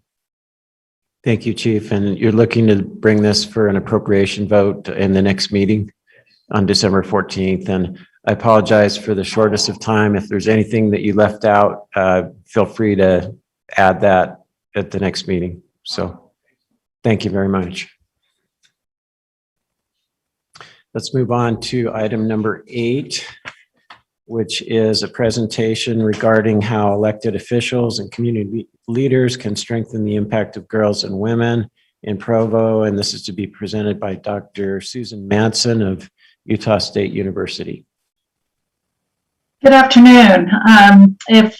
If I do have some slides to share, so I can't share those if the other slides are up. So if someone can sign off. It's good to be here. And when I specifically got on just a little bit ago, you were at item number 2. So I thought I was in real trouble, but then you skipped down to item 7. So I wish I could see your faces, but I couldn't get down there today. So thank you for asking me to speak a bit about strengthening the impact of girls and women. Can you see my slides okay? Are we good? Not seeing a slide yet. Okay, let me try it again then. Says you've started screen sharing. Double click to enter full screen mode. There we go. There we go. Okay. Now you can see me. So I still want to look at you all there across the bottom of my screen. So I'll just dive in. I was excited to be able to be asked to do this and happy that you're interested in this topic. I've done work for good 20 years on strengthening the impact of girls and women globally, and then for the last 13 years specifically in the state of Utah under the Utah Women in Leadership Project. Was initially asked 13 years ago by the Commissioner of Higher Education and also the governor's office to do some research on why more women weren't going to college and graduating. That's how I got started, and it was supposed to be a 1 or 2 year project, and it's 13 years in. So a little bit just about the project, the work that we do from Utah State University. I was at Utah Valley University for 18 years and then shifted up 1.5 years ago. We really have a mission of strengthening the impact of Utah girls and women. And we do that in 3 ways. One is we produce relevant, trustworthy, and applicable research. And then we gather and create resources. And what I'll be talking about today is a combination of those first two. And then we also convene trainings and events that inform, inspire, and ignite growth and change for all Utahns. So that's a little bit about the project. I thought today I would share, and hopefully there'll be a little time for your questions, but I'd share two things. One, I'll go through pretty quick on why this topic is important in general. And then second, some very specific things. When we did a focus group, we did a couple of different focus groups, one with mayors around the state of Utah, and another one with a representation of city council members around, and really had them tell us ideas that they had on how to really lift and strengthen girls and women in their communities. And so that's what I'll be sharing mainly. The first thing I wanted to share was why, and I have it listed on this slide specifically of women's leadership, but why in general is it important to talk about strengthening the impact of Utah girls and women specifically, and in your case in Provo, the city of Provo. And the research is quite clear, and you've probably heard the business case, what we call the business case, but I'm going to go through a few pieces maybe you haven't heard so much of, that things really do change in terms of groups. When you have women's voices and men's working together, the things change, and the research is very specific and very comprehensive on that. And I wrote a brief a number of years ago that really went through some of the research, and I continue to read that.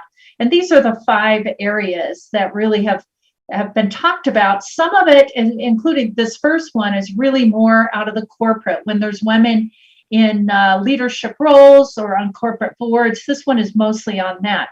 The other ones, however, are really a combination of research on political positions, city councils, Congress, nonprofit leadership, in schools and universities, and all kinds of different settings. So when you look at hundreds and hundreds of studies that have studied this particular one for-profit companies, they found that when you have more equal numbers of men and women, you actually have better financial results for your company, increased profitability. I won't read all of these. You can see strike better deals, make less risky bids. There's a number of things on this list. Like I said, I don't want to spend too much time. But the research, about 95% of the studies, and there's been hundreds now, really have found these benefits, that when you have not just all women, not just all men, but more equal numbers of men and women, that you have these benefits. The next slides I would like to, there we go, put up. The second one, the research studies, again, hundreds of studies have found that actually whatever setting it is, whether it's a city council, whether it's a state legislature, whether it's a company, that when both men and women are leading and use their voices, even at the team level, that there's decreased turnover intentions, that higher employee satisfaction, smaller wage gap, increased employee engagement, increased productivity. The second one on the right always makes me smile a little bit. There's research for many years that have said that women, not all women, but women generally are a bit more ethical than men. And this one study said that if women do embezzle, at least they take less money. I don't know if that's a very good thing to talk about, but that's one thing. More considerate team members and so forth. The third main chunk said, and again, I'm talking to, and I give this to women themselves, like it really does matter when you lean in and step forward in terms of leadership roles in various settings, but we also have to make sure leaders who are men and women both understand that it really does matter to have a combination. The best results come with a combination of men and women. So in terms of this one, what we know, I'll just mention a couple of them, is that generally speaking, a lot of research talks about how girls and boys are socialized differently. And much of the research does talk about that boys are really socialized more towards win-loss, and girls towards win-win. I happen to have 6 brothers. I'm an athlete myself, so I'm a little more win-win, but I still, or win-loss, but still win-win solutions. And actually even new research that just came out at the levels of peacekeeping country levels in terms of peace treaties continues to say when women are in those conversations, the treaties last longer. They are more effective when you have even one woman's voice at the table and not just men. You don't want all women, you want men and women both. But women and men typically ask different questions, cared about different things. One of the studies that I cite often is a state legislature study. And across the United States, states that actually have more women in their state legislatures actually fund things different than states like Utah with less women. And typically the number one thing that you see those states having more funding towards, if there's more women, is, and if I was there close and could see your faces, I would ask you. But number 1 is education, K through 12 education. Number 2 is healthcare. And 3 are really social programs, poverty, homelessness, more services for victims of sexual assault and domestic violence and so forth. So there really is a difference. We need the combination of things that women are passionate about and also men. And some men are passionate about things that more women are sometimes, and back and forth. So it's not cut and dry, but these are some of the other things. And then 4th, we see this all the time, that when women are really in more leadership roles, especially in companies, that there's more corporate social responsibility, more community engagement, better philanthropic responses, and so forth. And then finally, this is the last one. I think it's really one of the most important in terms of community engagement, is you do see when you have even teams or organizations, whatever it looks like, when you have the combination of great men and great women working together, you do see improved creativity. Hundreds of studies have talked about increased innovation, better team decision-making, higher collective intelligence, better problem solving, and so forth. I just wanted to tell you about one study that just was published in a really strong scholarly journal last year. And I don't know if you're familiar with the term wicked problem. I actually like that term a lot. It's been used in the UK for a good decade, and I do a lot of work in the UK. In Utah, a lot of people haven't heard it. It doesn't mean an unrighteous problem. What it means is a really complex problem. So that's what a wicked problem, like super complex. And in general, if it's a simple problem to solve, it really doesn't matter if it's a group of people or one person. But anything that's really complex, the research has found that it really does matter to have more equal numbers of men and women. And for this particular study, it was in the UK, a military study, teams of 5, 2/3 of the teams by the researchers were all men. 1/3 of the teams were 4 men and 1 woman. So all the teams had 5 people. And then they gave them a wicked problem. And in every case except for one, and that one where the men didn't listen to the women, the woman on the team, the teams with just even 1 woman outperformed the rest of the teams. And it wasn't because maybe she had the best idea. It was just because of the conversation and the different perspectives. So in general, just giving you a rundown of that quickly. In general, who benefits? Really, when you really raise boys and girls and young men and young women, men and women, to want to use their voice, have opportunities to lead in whatever way that looks like. Families and churches, communities, elected office, companies, there's so many ways. The research is quite clear that teams benefit organizations, communities, governments, societies. So those of you that have been in the conversation of diversity, probably heard some of this, but just wanted to make sure and set the stage that sometimes we have the opinion that, we're just talking about these issues because it's kind of the right thing to do. And yeah, it is the right thing to do. But just to let you know, there's thousands of studies now that really do show that it, especially in community settings like this, that we serve our residents better, our citizens better when we really have a diversity of voices, including gender. Race has some of these benefits as well, but I study mostly gender.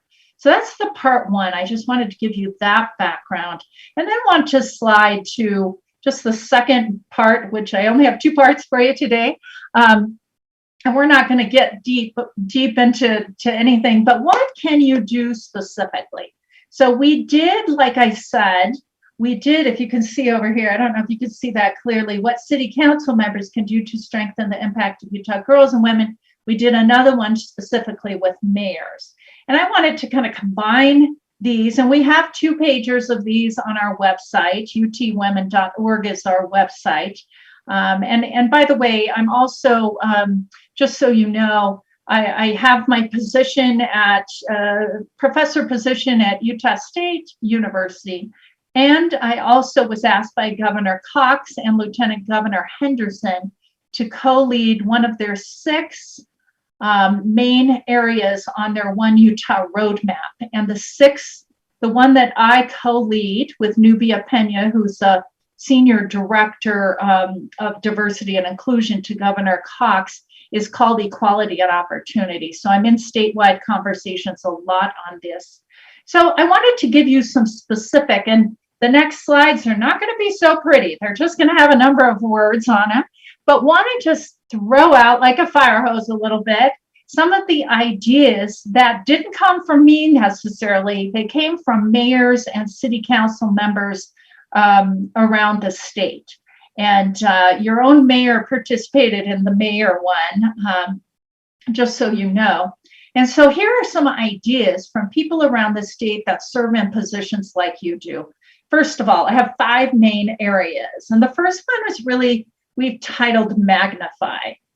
And so really, I have to go back to, you can't be what you can't see. And so we know generally, research continues to say that when you think of a leader, you think of a man. And actually that is still the case. About 70% of kids and teenagers or adults, when they're asked to draw a picture of a leader, they draw a man, and if they can see race, it's white, and if they can see height, it's a tall man. And that's what they think about. And so it's so important to magnify the work of women, and specifically in your case in municipal government, to help inspire girls and women to get involved in civic and government functions and to lean into different positions. And so if we want to be proactive, really there's some things that we can do. One is ensure that women and girls see the contributions of female city leaders. So they can actually, I do a lot of research on leadership identity.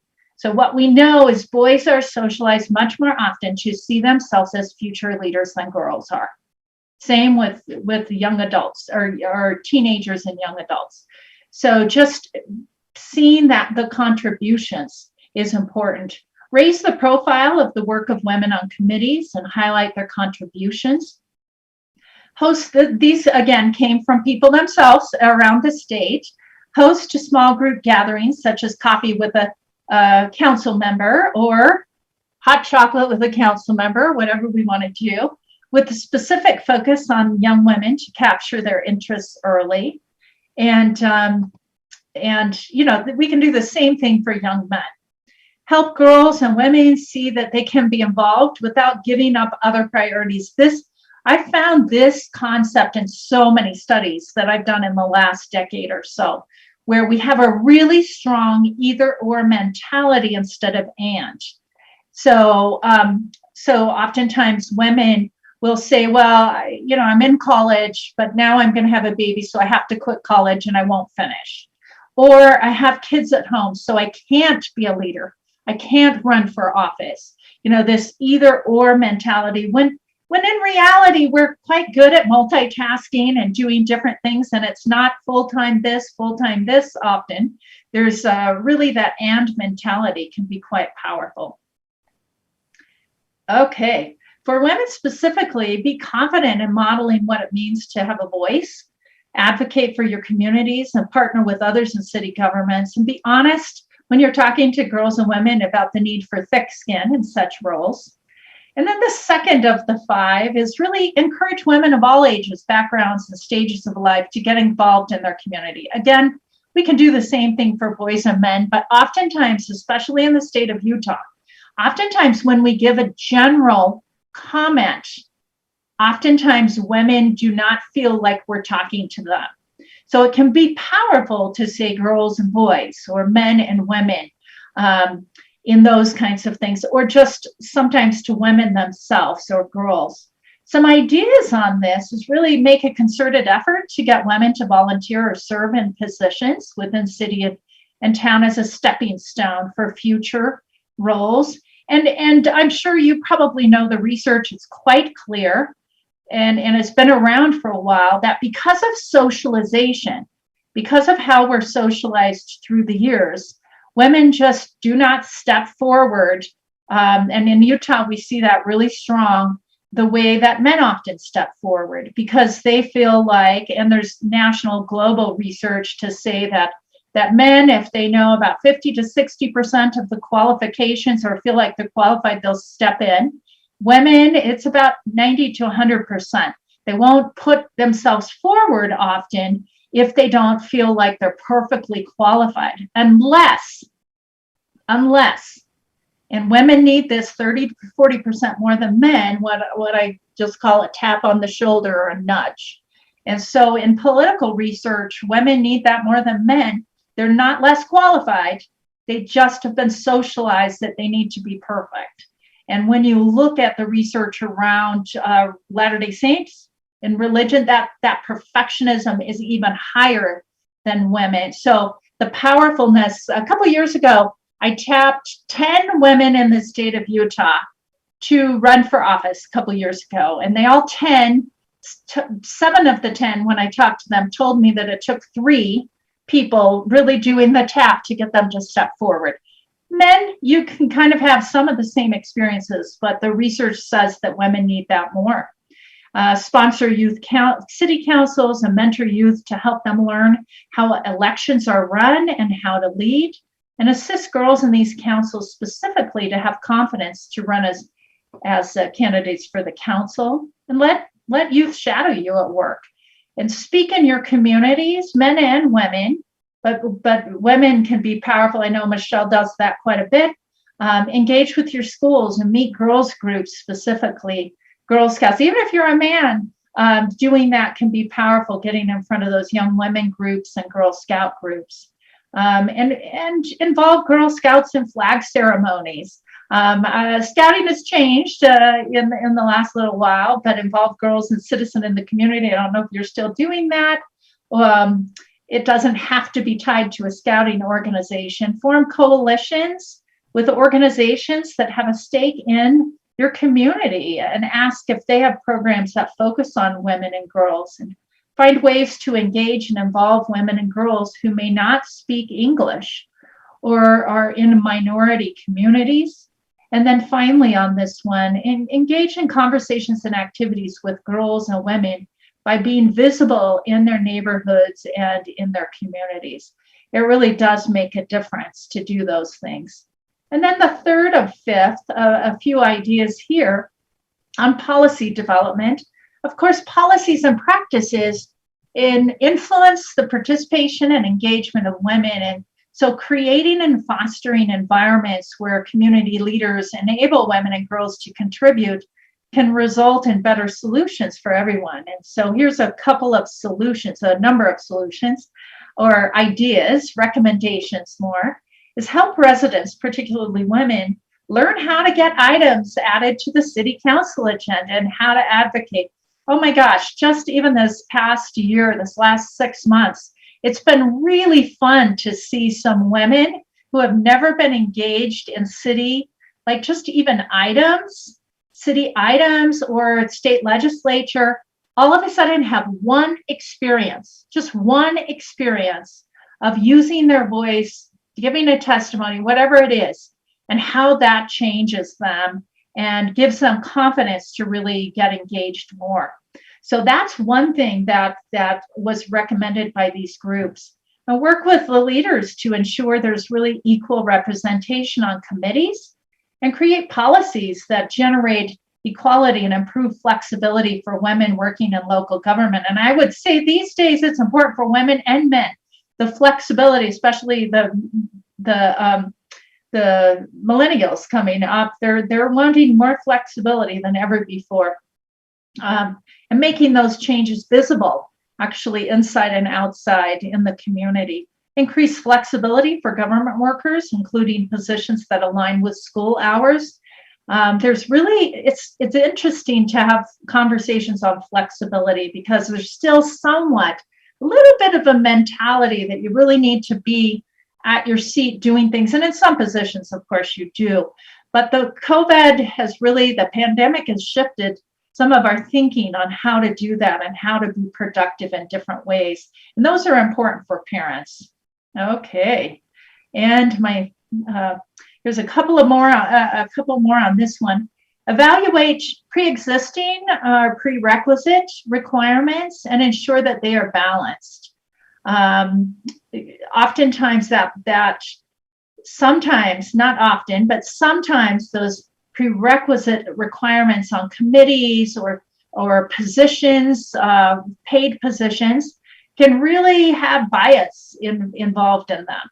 And most of the bias is unconscious these days. So we think we don't have it, but there's so much bias. I hope you've had some really good, strong, thorough unconscious bias training, because it's changed my life. I've worked on my biases for many years, and I do things a lot differently because of that. And I still have a lot of biases, but I'm getting better. And then evaluate all city policies, procedures, job descriptions to identify and eliminate existing gender biases embedded in documents. If you haven't done that, we do know from extensive research that there are gender biases embedded in those. And then focus on issues and concerns that are important to girls and women, and invite groups focused on women, like I'm doing today, led by women, to the table to assist in development of policy and provide more input to the mayor. And then fourth, really just that whole encouraging and mentoring. And as you probably know, Utah ranks poorly in terms of women running for and serving in political office, although we're updating our brief now, and there's been a number of women. It'll be interesting to look at the new data. For women to lead, additional support is sometimes needed, and for girls to aspire to lead, they need to see more women leading. So a few recommendations: invite women to participate, more women to participate on committees and boards, and try to get more equal numbers. Don't have to be perfectly 50-50, but in the 60-40 range, sometimes more women, sometimes more men. That is the best place to be in terms of getting the benefits we talked about.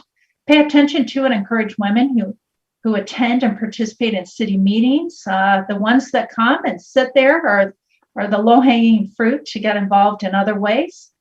Recruit women to apply for all positions and run for elected office. It's amazing how powerful that tap on the shoulder can be to women that have never really thought about it, but have great minds and are engaged in some of the issues and thinking about them. And change the perception that women with young children can't be involved. There are many things in our community that you can do part-time or a few hours a week, and some roles that women with young children, we in our culture really kind of push them aside, when in reality they can contribute well and can be benefited by that. And engage male allies. That's important. That's a whole training in and of itself. Raise awareness and promote training programs and other resources available to women, such as how to run a campaign and get involved. There's some great groups, Real Women Run. I connect with them, and the Women's Leadership Institute, and a few others now that are really working on that. Encourage women to raise their aspirations for what is possible. That's a big one in our state, and we're making some progress there. And leverage networks and resources to help women fundraise more effectively. That's for running for office and doing those kinds of things. That's a real key thing that holds women back. And just as a city, create a 5-year plan focused on getting women in the pipeline of talent for future jobs, future appointments, even political positions. And there's all kinds of things different cities in the state are doing. And a number of cities have established a structured mentoring program within city government for women, but also for men too, but very much trying to get equal numbers of men and women, and educate all Utahns on the critical importance of having more women serving in public office and encourage that. And then finally, shape the conversations. That's the last main chunk I wanted to share today. Promoting and highlighting the voices and contributions of women and girls creates an environment where they can thrive. And that's one of my goals for the state, and all the work that I've been doing through the years is that we can have more girls and women better thrive in ways that are impactful, in ways that they choose to thrive. Again, our aspirations sometimes are not as high, so strengthening those aspirations is important.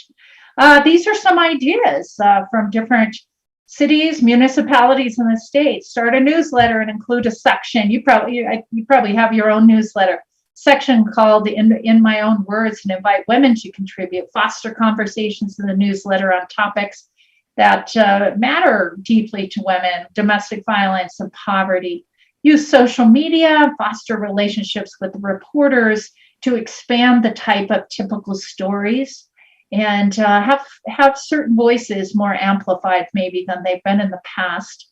And then find ways to publicize the contributions of women, different ways on this list. And again, I have resources on our website, utwomen.org, some 2-pagers that I hope you will look at. And then finally, raise awareness of the need for broader representation by providing, here it is, unconscious bias training for city and town employees and departments. To me, in the work that I've been doing for so many years, I've found that unless we really challenge ourselves with some really good unconscious bias training, plus more reading and so forth, a lot of decisions, a lot of things are surface level. They're just checking the box instead of the deeper work of actual change, so that our communities, our residents, our citizens are represented. And then finally, think about words that we use. I could go for a whole hour just on the language. And we have a series of sexist language studies that were responses, or not responses, but comments. And hopefully they'll be really great tools for women and men. But train all council members on nuance and context and use of language. Language does matter. Even a lot, for one example, just that's used all the time is the use of girls.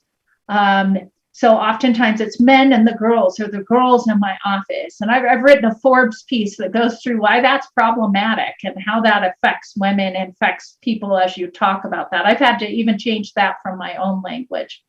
And so I love this last quote, this last note: never doubt that a small group of thoughtful, committed citizens can change the world.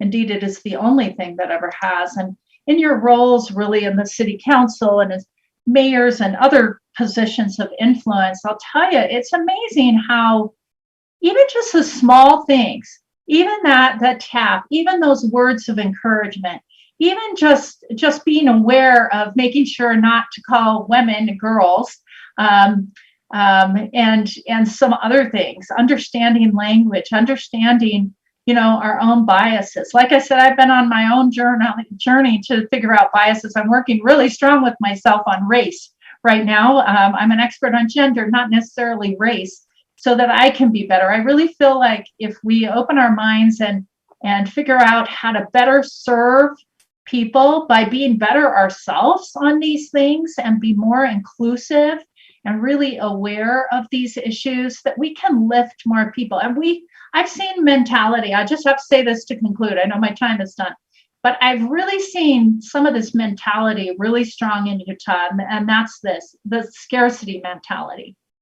And so what that means really is that if I'm going to step forward and help people of color, and I'm going to lift them, that must mean that it's taking from me.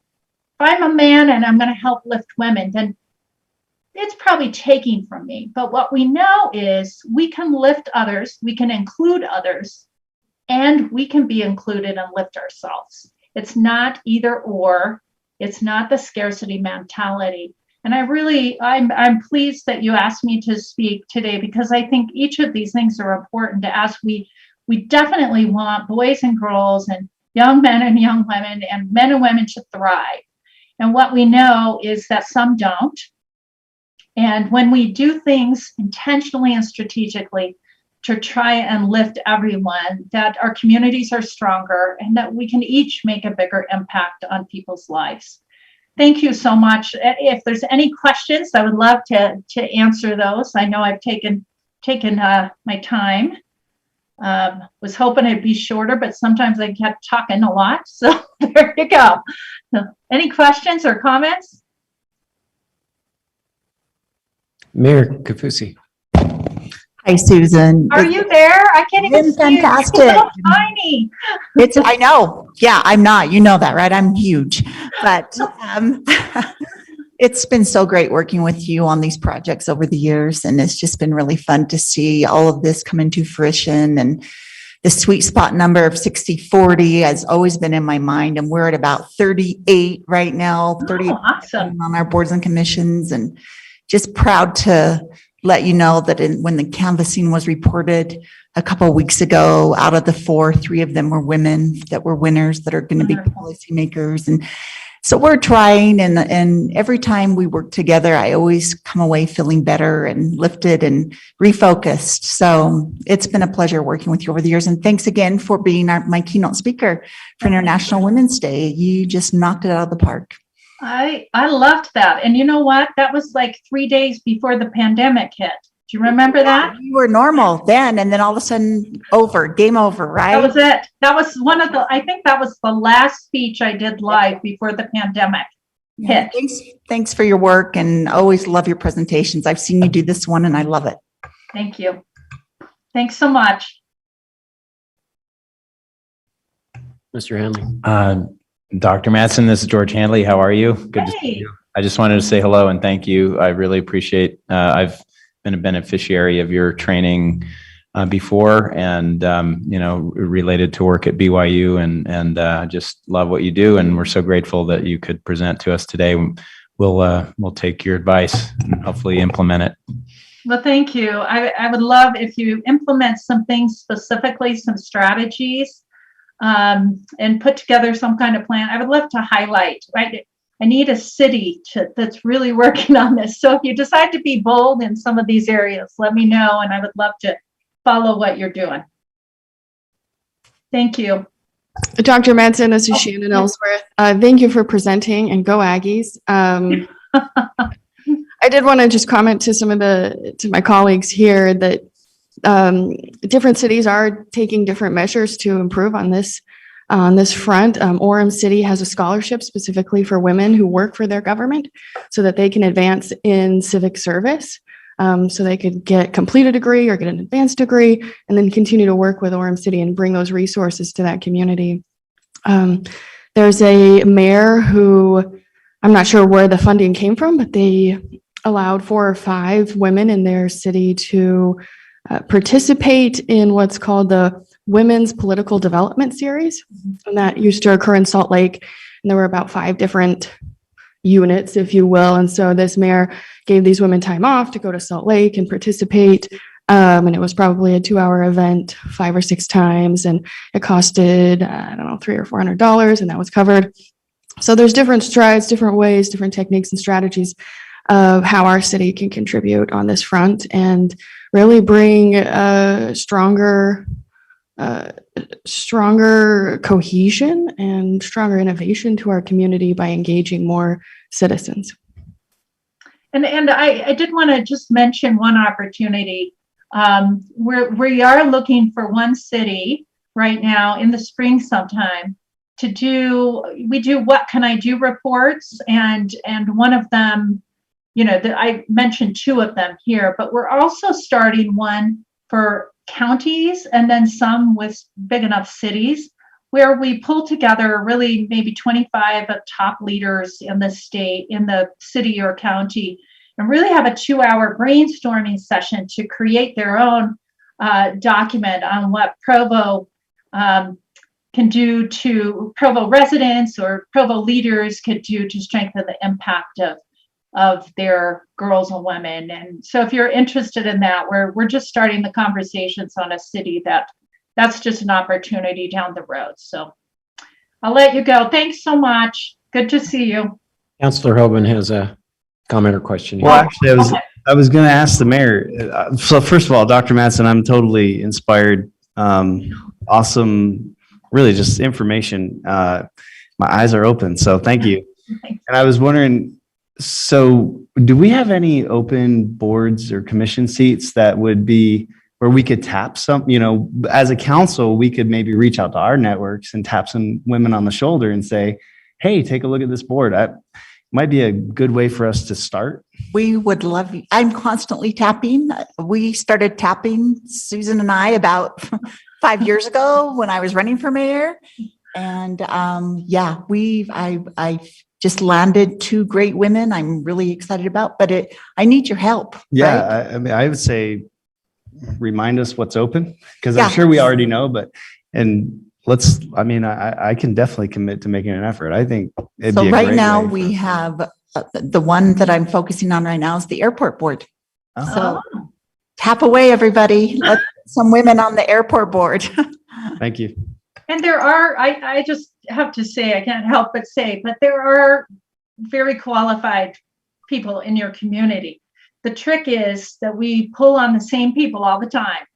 And so oftentimes, for instance, we do have on our website 160 women's groups in the state. Things like women in engineering, women in water, women in, law, or whatever it is, and connecting with those groups to see if they have members in your city might be a strategy. There are women who serve, and are very well qualified. We just don't see them easily sometimes. Thank you very much, Dr. Mattson, for sharing this research and your thoughts on this important topic. Thank you. We'll now look for consideration of a motion to close the meeting. Yes, thank you, Mr. Chair. So there are a couple of items that are proposed for closed session. Those items are covered by the statute. They have to do with discussions of character and competence. So it'd be appropriate for a motion to close the meeting at this time. So moved. Motion by Councillor Ellsworth. Second by Councillor Handley. Any discussion? All in favor? Councillor Fillmore? Yes. Motion carries unanimously with Councillor Shipley and Harding excused. So we'll see you in about how many minutes, Mr. Strachan?